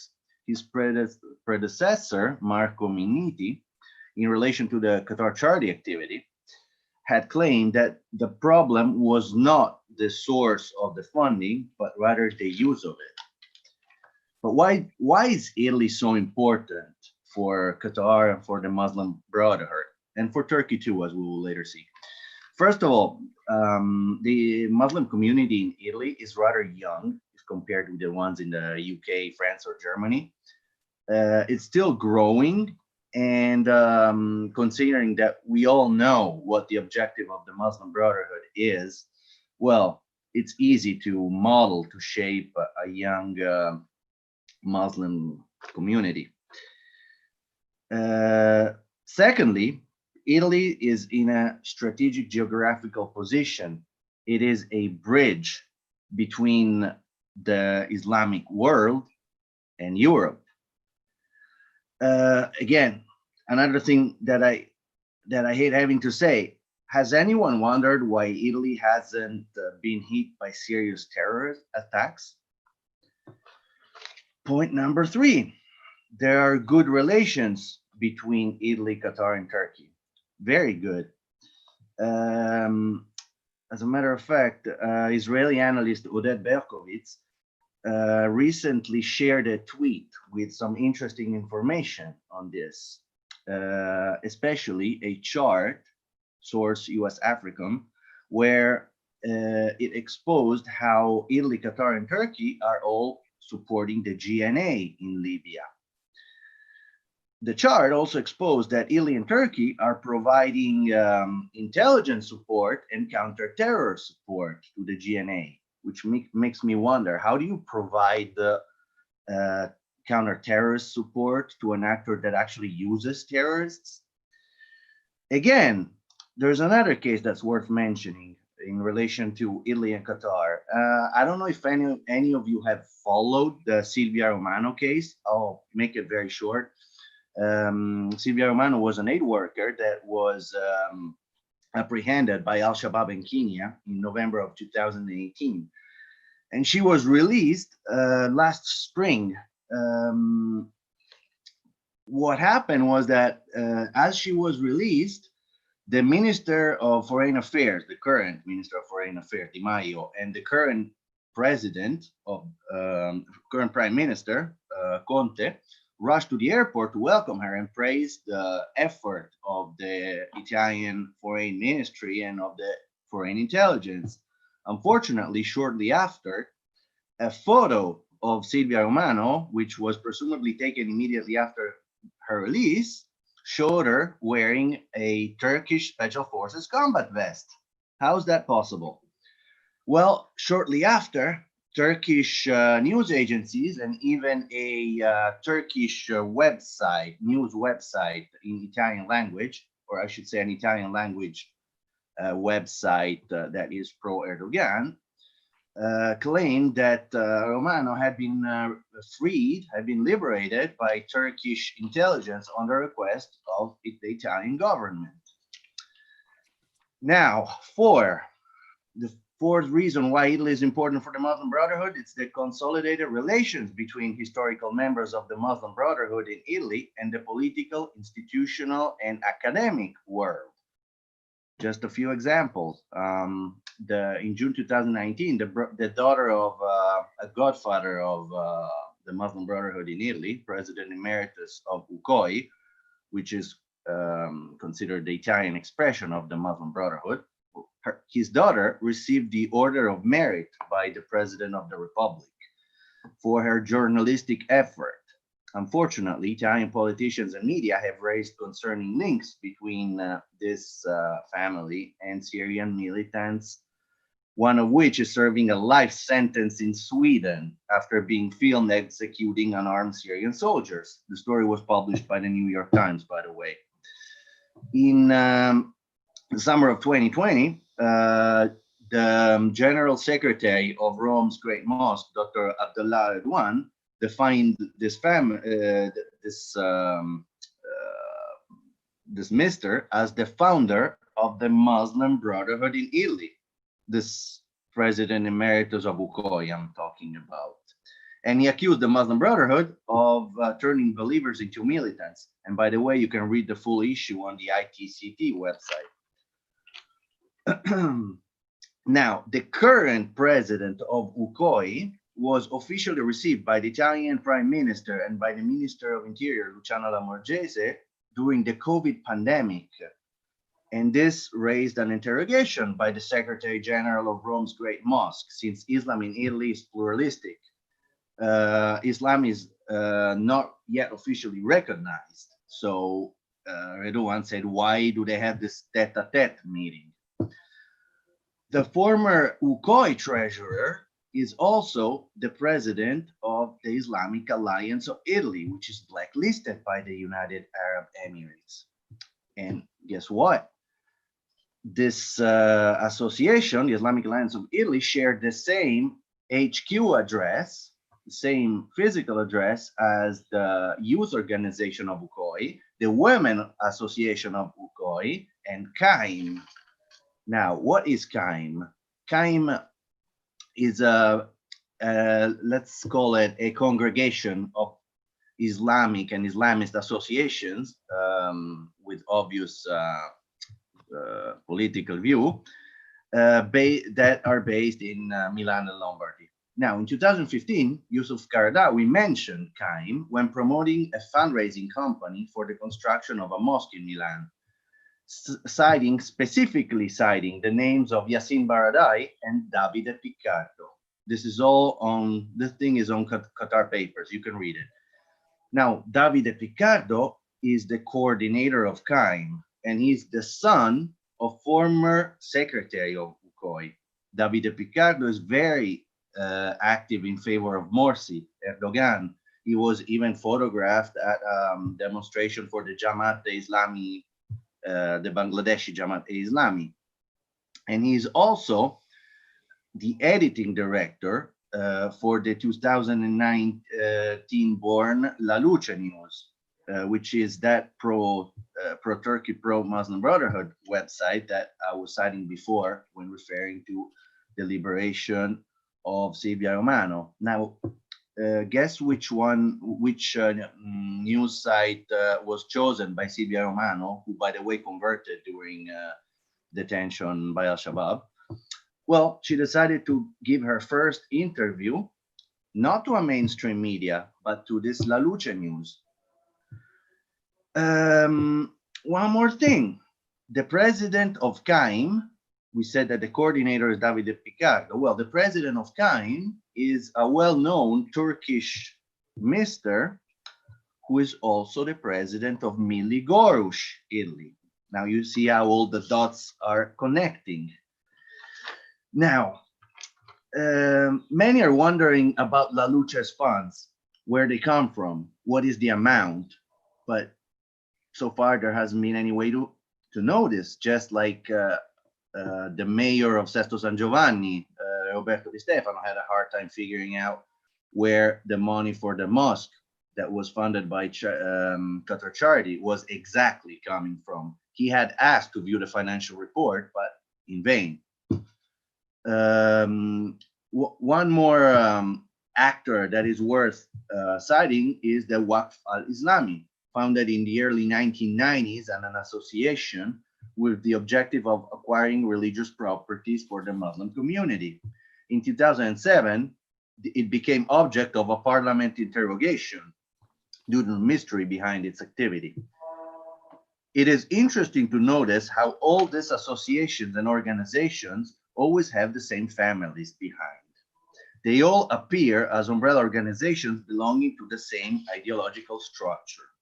In conclusion, several people have asked me why in Italy no detailed inquiries, books, or reports on Islamist financial activities have been published.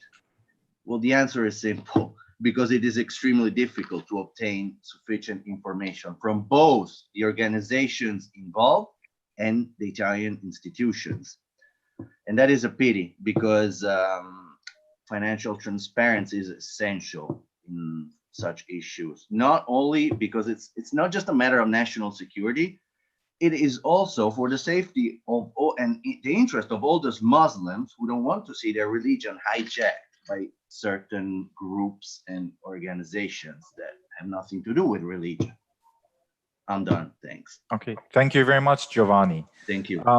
Last but not least, I'm pleased to introduce Noor Dahri, the Executive Director of ITCT, Islamic Theology of Counterterrorism, a counterterrorism think tank in the UK.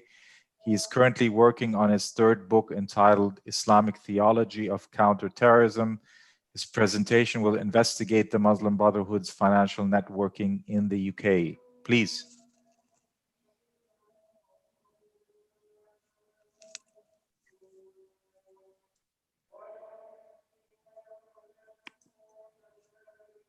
You have to unmute.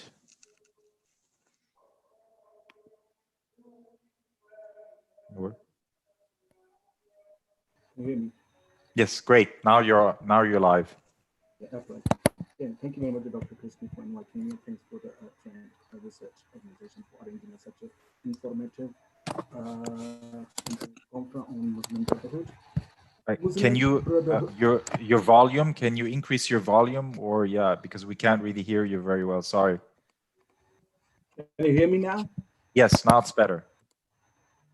Okay, thank you very much. Please. Thank you very much for inviting me in such an informative international conference on Muslim Brotherhood. As all the speakers put their own light on the Islamist organization, Muslim Brotherhood, which is unfortunately called as or classified as a non-violent Islamist organization in the United Kingdom. But this organization is already banned in several Arab countries, including United Arab Emirates. But UK has not designated or classified this as an Islamic terrorist organization. This non-violent, so-called non-violent Islamist organization, Muslim Brotherhood, remained active in UK since 1960s. And this organization is yes, Muslim Brotherhood in Egypt, they call it a mother organization, but I say the Muslim Brotherhood in UK, they have taken over the mother role from the Egyptian Ikhwan al-Muslimin. We can say Ikhwan al-Muslimin in Egypt is a mother organization of, ideological mother organization of UK's Muslim Brotherhood, but is a financially and networking wise, Muslim Brotherhood UK is a mother organization of all association and organizations of Muslim Brotherhood around the world. Now, I will put light on these organizations, how they operate in the UK. 1960s, when they were scrutinized in Egypt, so they migrated their fellow associated very active members. They migrated from Egypt and different other Arab countries to UK and the US. So when they enter in the US, they have some kind of amounts with them, because they were Arab living there. They have some kind of amount they created in Egypt. So when they moved in the UK, they started building up and buying properties, and they have conducted and named their Islamic institutions in disguise under the Islam. So these organizations they run through their charities, and they have different charity organizations and mosques and Islamic institutions since 1960s and 70s. These organizations were categorized in these Muslim Brotherhood operated, categorized in three levels. One level for the pure brothers. These brothers were originally for the founders of the Muslim Brotherhood in the UK, as well as they were directly migrated from the Arab countries and Egypt. So they were called pure Muslim, pure brothers. And the second phase of these Muslim Brotherhood in the UK is a brotherhood affiliates. Now, brotherhood affiliates means those people who were recruited by these brothers ideologically and associated with them into Muslim Brotherhood International Network. And then they created organization, and then created sub-organizations, then associations, then centers, which we can which we call direct MB's organization, as well as organization influenced by the Muslim Brotherhood. Now let's talk about these small cluster of a handful of senior leaders and young activists engaged in media, in legal firms, in their lobbying efforts and to challenging the current Egyptian regime. The London-based,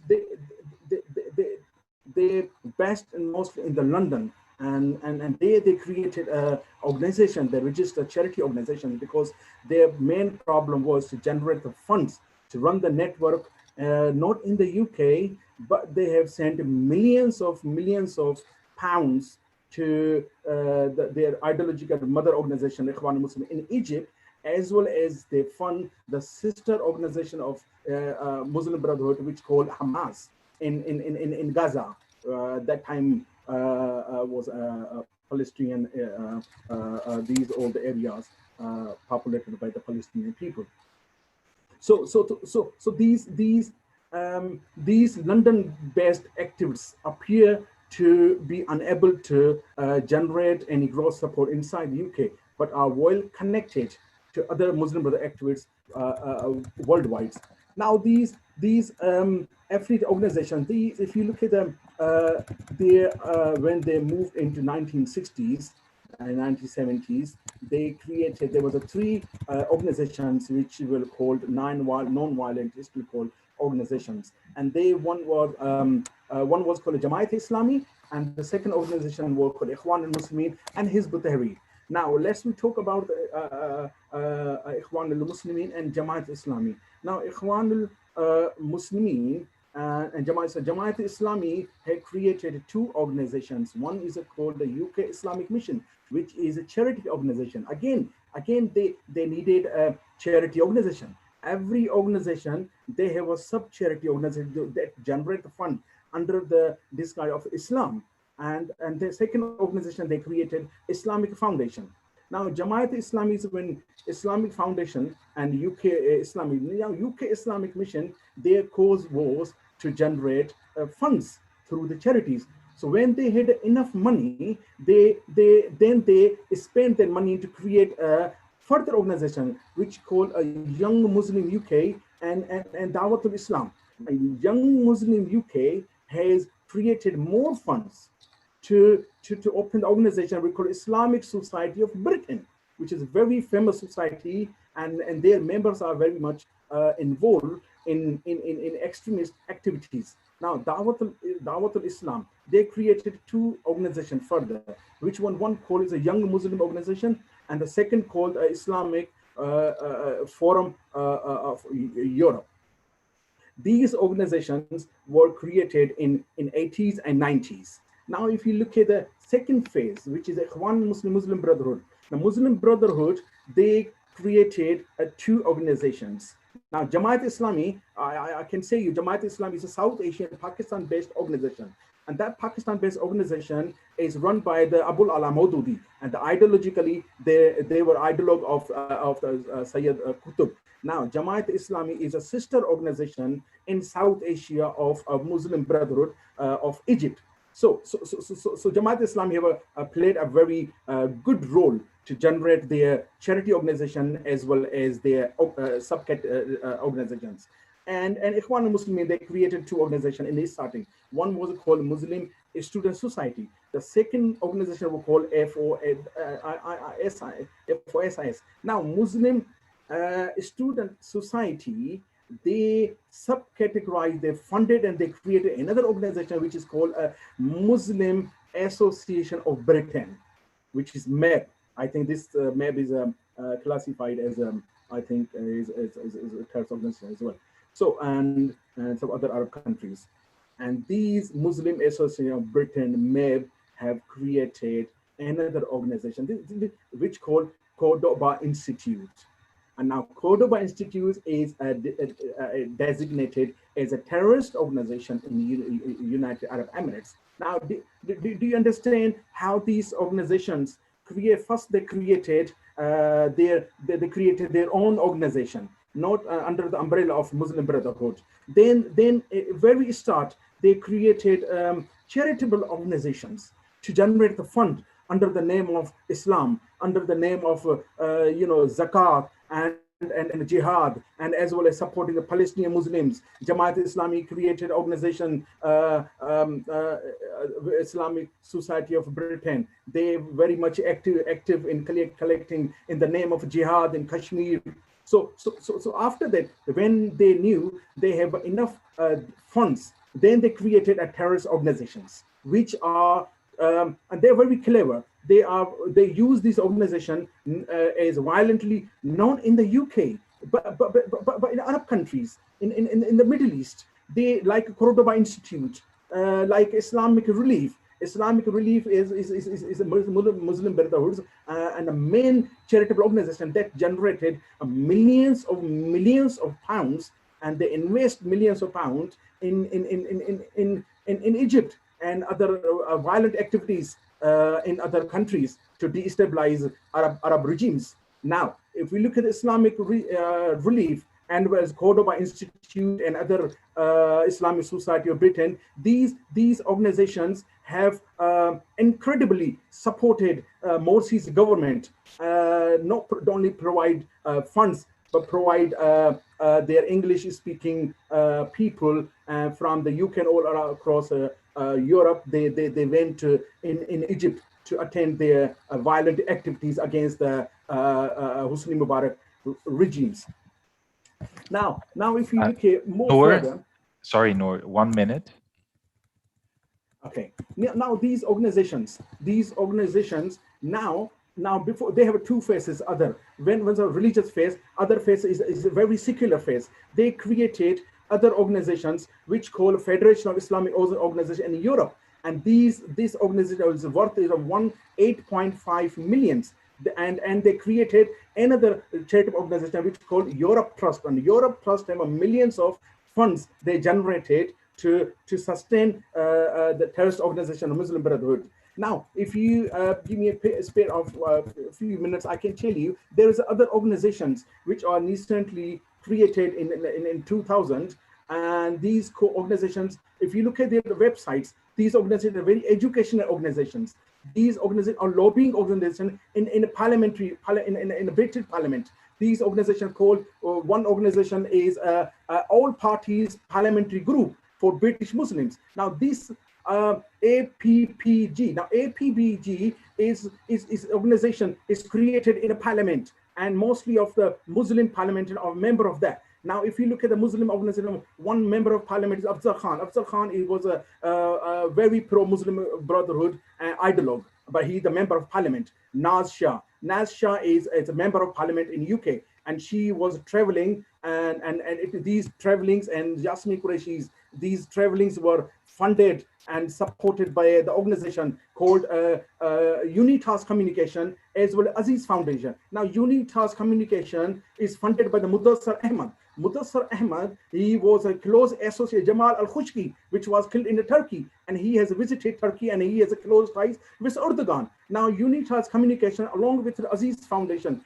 they are supporting parliamentarian, Muslim Pakistani parliamentarian in the United Kingdom, fund them, and these are all parties parliamentary group of British Muslims are funded by the Unitas Communication, run by Mudassar Ahmad, as well as Aziz Foundation. These organizations, purely Muslim Brotherhood organization, these now they have started a strong lobbying with their network, manpower, and their millions of funding in the Parliament and the House of Lords to not only they can visit, they can spend the money on these member of Parliament, as well as they have invited in conferences. Naz Shah, Afzal Khan, Lord Nazir Ahmad, these all people are funded by the Muslim Brotherhood. They have a very strong network in the UK. They have a very strong network in the British Parliament.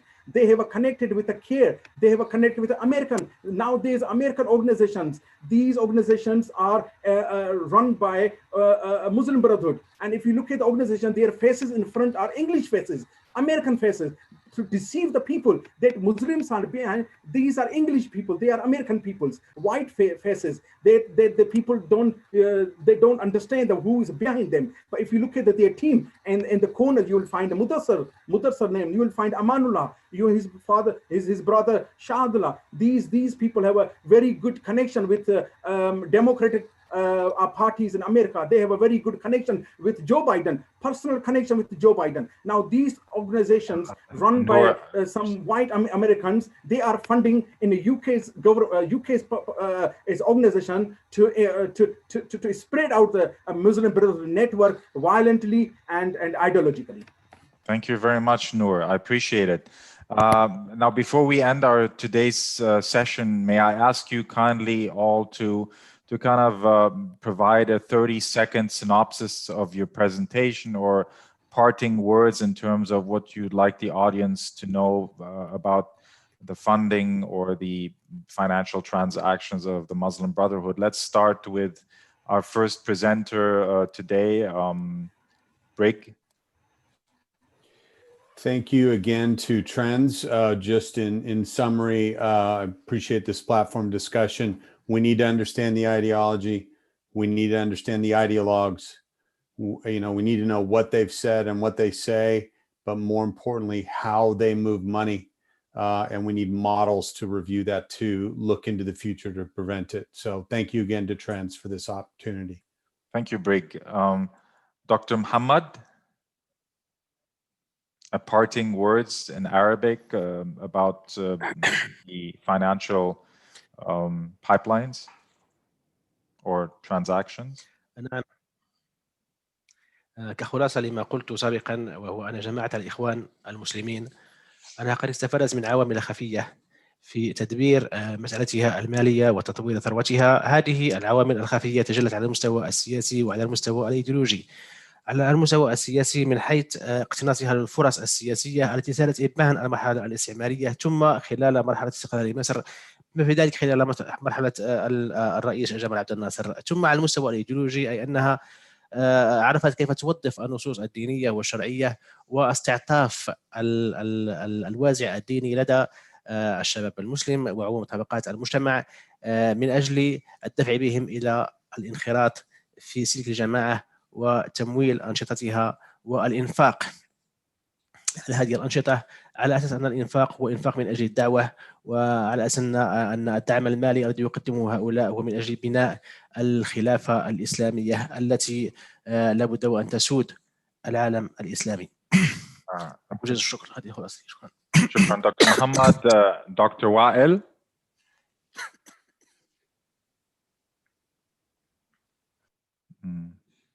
Dr. Wael. Let's see. I guess he's not there. We'll just move on to Irina, if you have any parting words.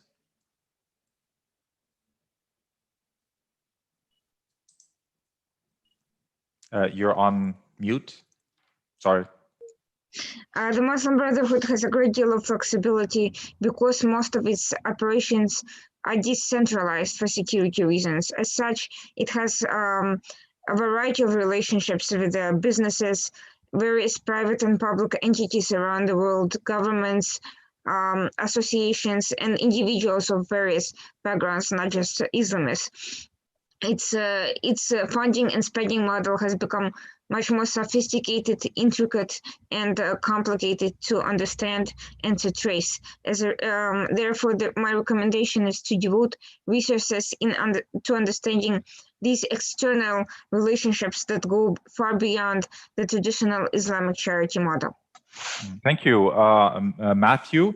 Can I ask you briefly to just address one question here? We got a question that says, or asks, how has the Muslim Brotherhood taken advantage of the open Western environment and the legal and regulatory loopholes to build its financial empire? I mean, you had addressed that earlier on. Anything that you would like to add on this issue? Sure. And I will actually include that in my very brief summary. See, in the best of circumstances in the US, it is difficult to track financial transactions of groups that we actually designate as terrorists. It is even more difficult, bordering on almost impossible, if we don't consider groups such as the Muslim Brotherhood to actually be terrorist organizations. And as I said, given the way that there are formal institutions and informal institutions and ways that money can go back and forth, we have almost zero visibility.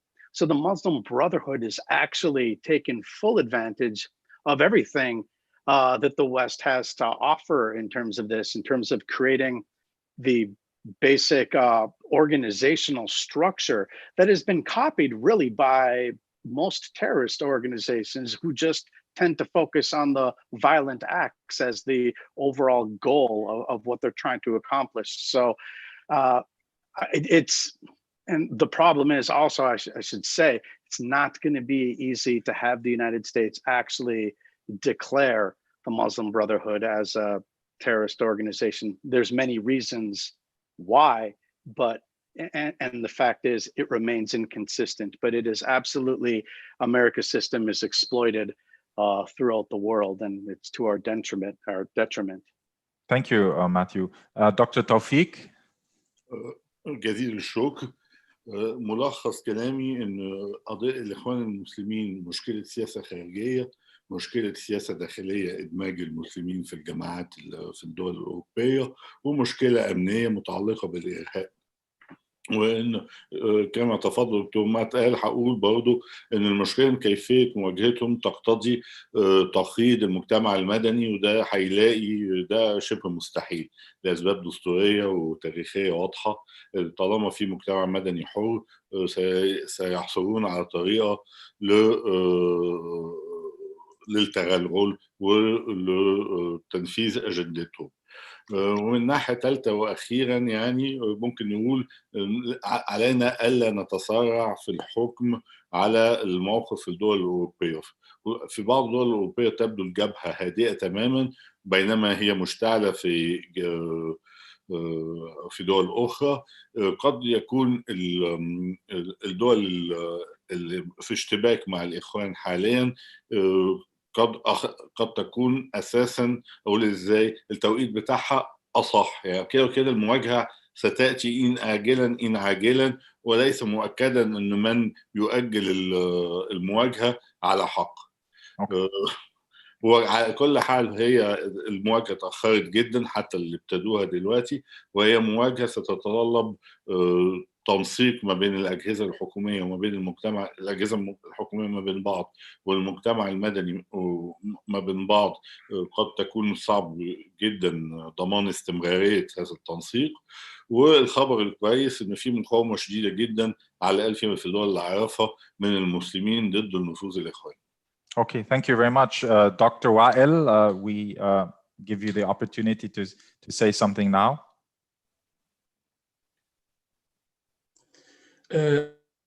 أنا أعتذر على رداءة الاتصال، أرجو أن تكون درجة الاستماع جيدة. ما أود أن أقوله في نهاية الأمر ما أن الفكر العربي مدعوا أكثر من أي وقت مضى لبذل الجهد الكافي للقضاء أنطولوجيا وإبستمولوجيا على الهويات التي تصور الهوية المواطنية وعلى رأسها الإسلاموية الإخوانية. فالأجهزة المعنية داخل الدول والدول بينها وبين بعضها البعض على مستوى العلاقات الخارجية مدعوة أكثر من أي وقت مضى لابتكار أدوات جديدة تستطيع مجابهة المناورة والتخفي واللعب على تناقض المصالح الإقليمية والدولية واستثمار الثغرات القانونية التي مكنت جماعة الإخوان المسلمين من الحفاظ على الكثير من أصولها الاقتصادية بل وتنميتها وتحوير تحالفاتها الاقتصادية. Thank you, Dr. Wael. شكرا جزيلا. شكرا. Giovanni? Yes, in very few words. Well, in relation to Italy and Europe, it is pointless to claim that we want to contrast Islamism. If we let these actors operate freely and we even give them legitimacy on a political level, it's pointless to say that we want to contrast Islamism. I think that we need to side with France and Austria, who seem to be on the right track, and we need to build strong relations with those Middle East countries that are actually working against Islamism. And obviously, we can't do that if we keep interacting with actors like Turkey and Qatar. Okay, thank you, Giovanni. Thank you. Noor? Yes, thank you. Parting comment? Dr. Kristen. Yes, yes. That's I was saying before. Muslim Brotherhood is I think the people should not consider Muslim Brotherhood as only an Islamist organization or only an extremist organization, but it should be considered not terrorist organization, but is a mother terrorist organization, which involved in money laundering, which involved in a networking all across the world. Now, these all organizations linked to Muslim Brotherhood in Europe or in America, they are daughters or sister organizations of Muslim Brotherhood in the UK. My team in ITCT, we are working hard to make one new report, which we definitely will shock the world, that we will trace every single person in UK, Europe, and America. They are connected, or the organization, they are connected with Muslim Brotherhood in UK. But they have destabilized, and they have destabilized not only the Middle East, but they are connected with Turkey, and they are destabilizing the other regions in the world. So we need to disclose, and we need to generate a pressure to the European governments with evidence to prove to ban these Muslim Brotherhood organizations. This is how they banned Hezbollah. They banned Hezbollah entirely, politically and militarily. Now this, we need to unite, and we need to work hard and trace their connection footsteps across Europe and the Middle East and Asia and America, and to provide enough evidence to the governments of UK and other European governments to designate Muslim Brotherhood as a terrorist organization. Okay, thank you very much, Noor. I would like to thank all the panelists for their very interesting presentations. On behalf of Trends, we would like to express our sincerest gratitude for participating in this E-Symposium and look forward to welcoming you at one of our future events in 2021.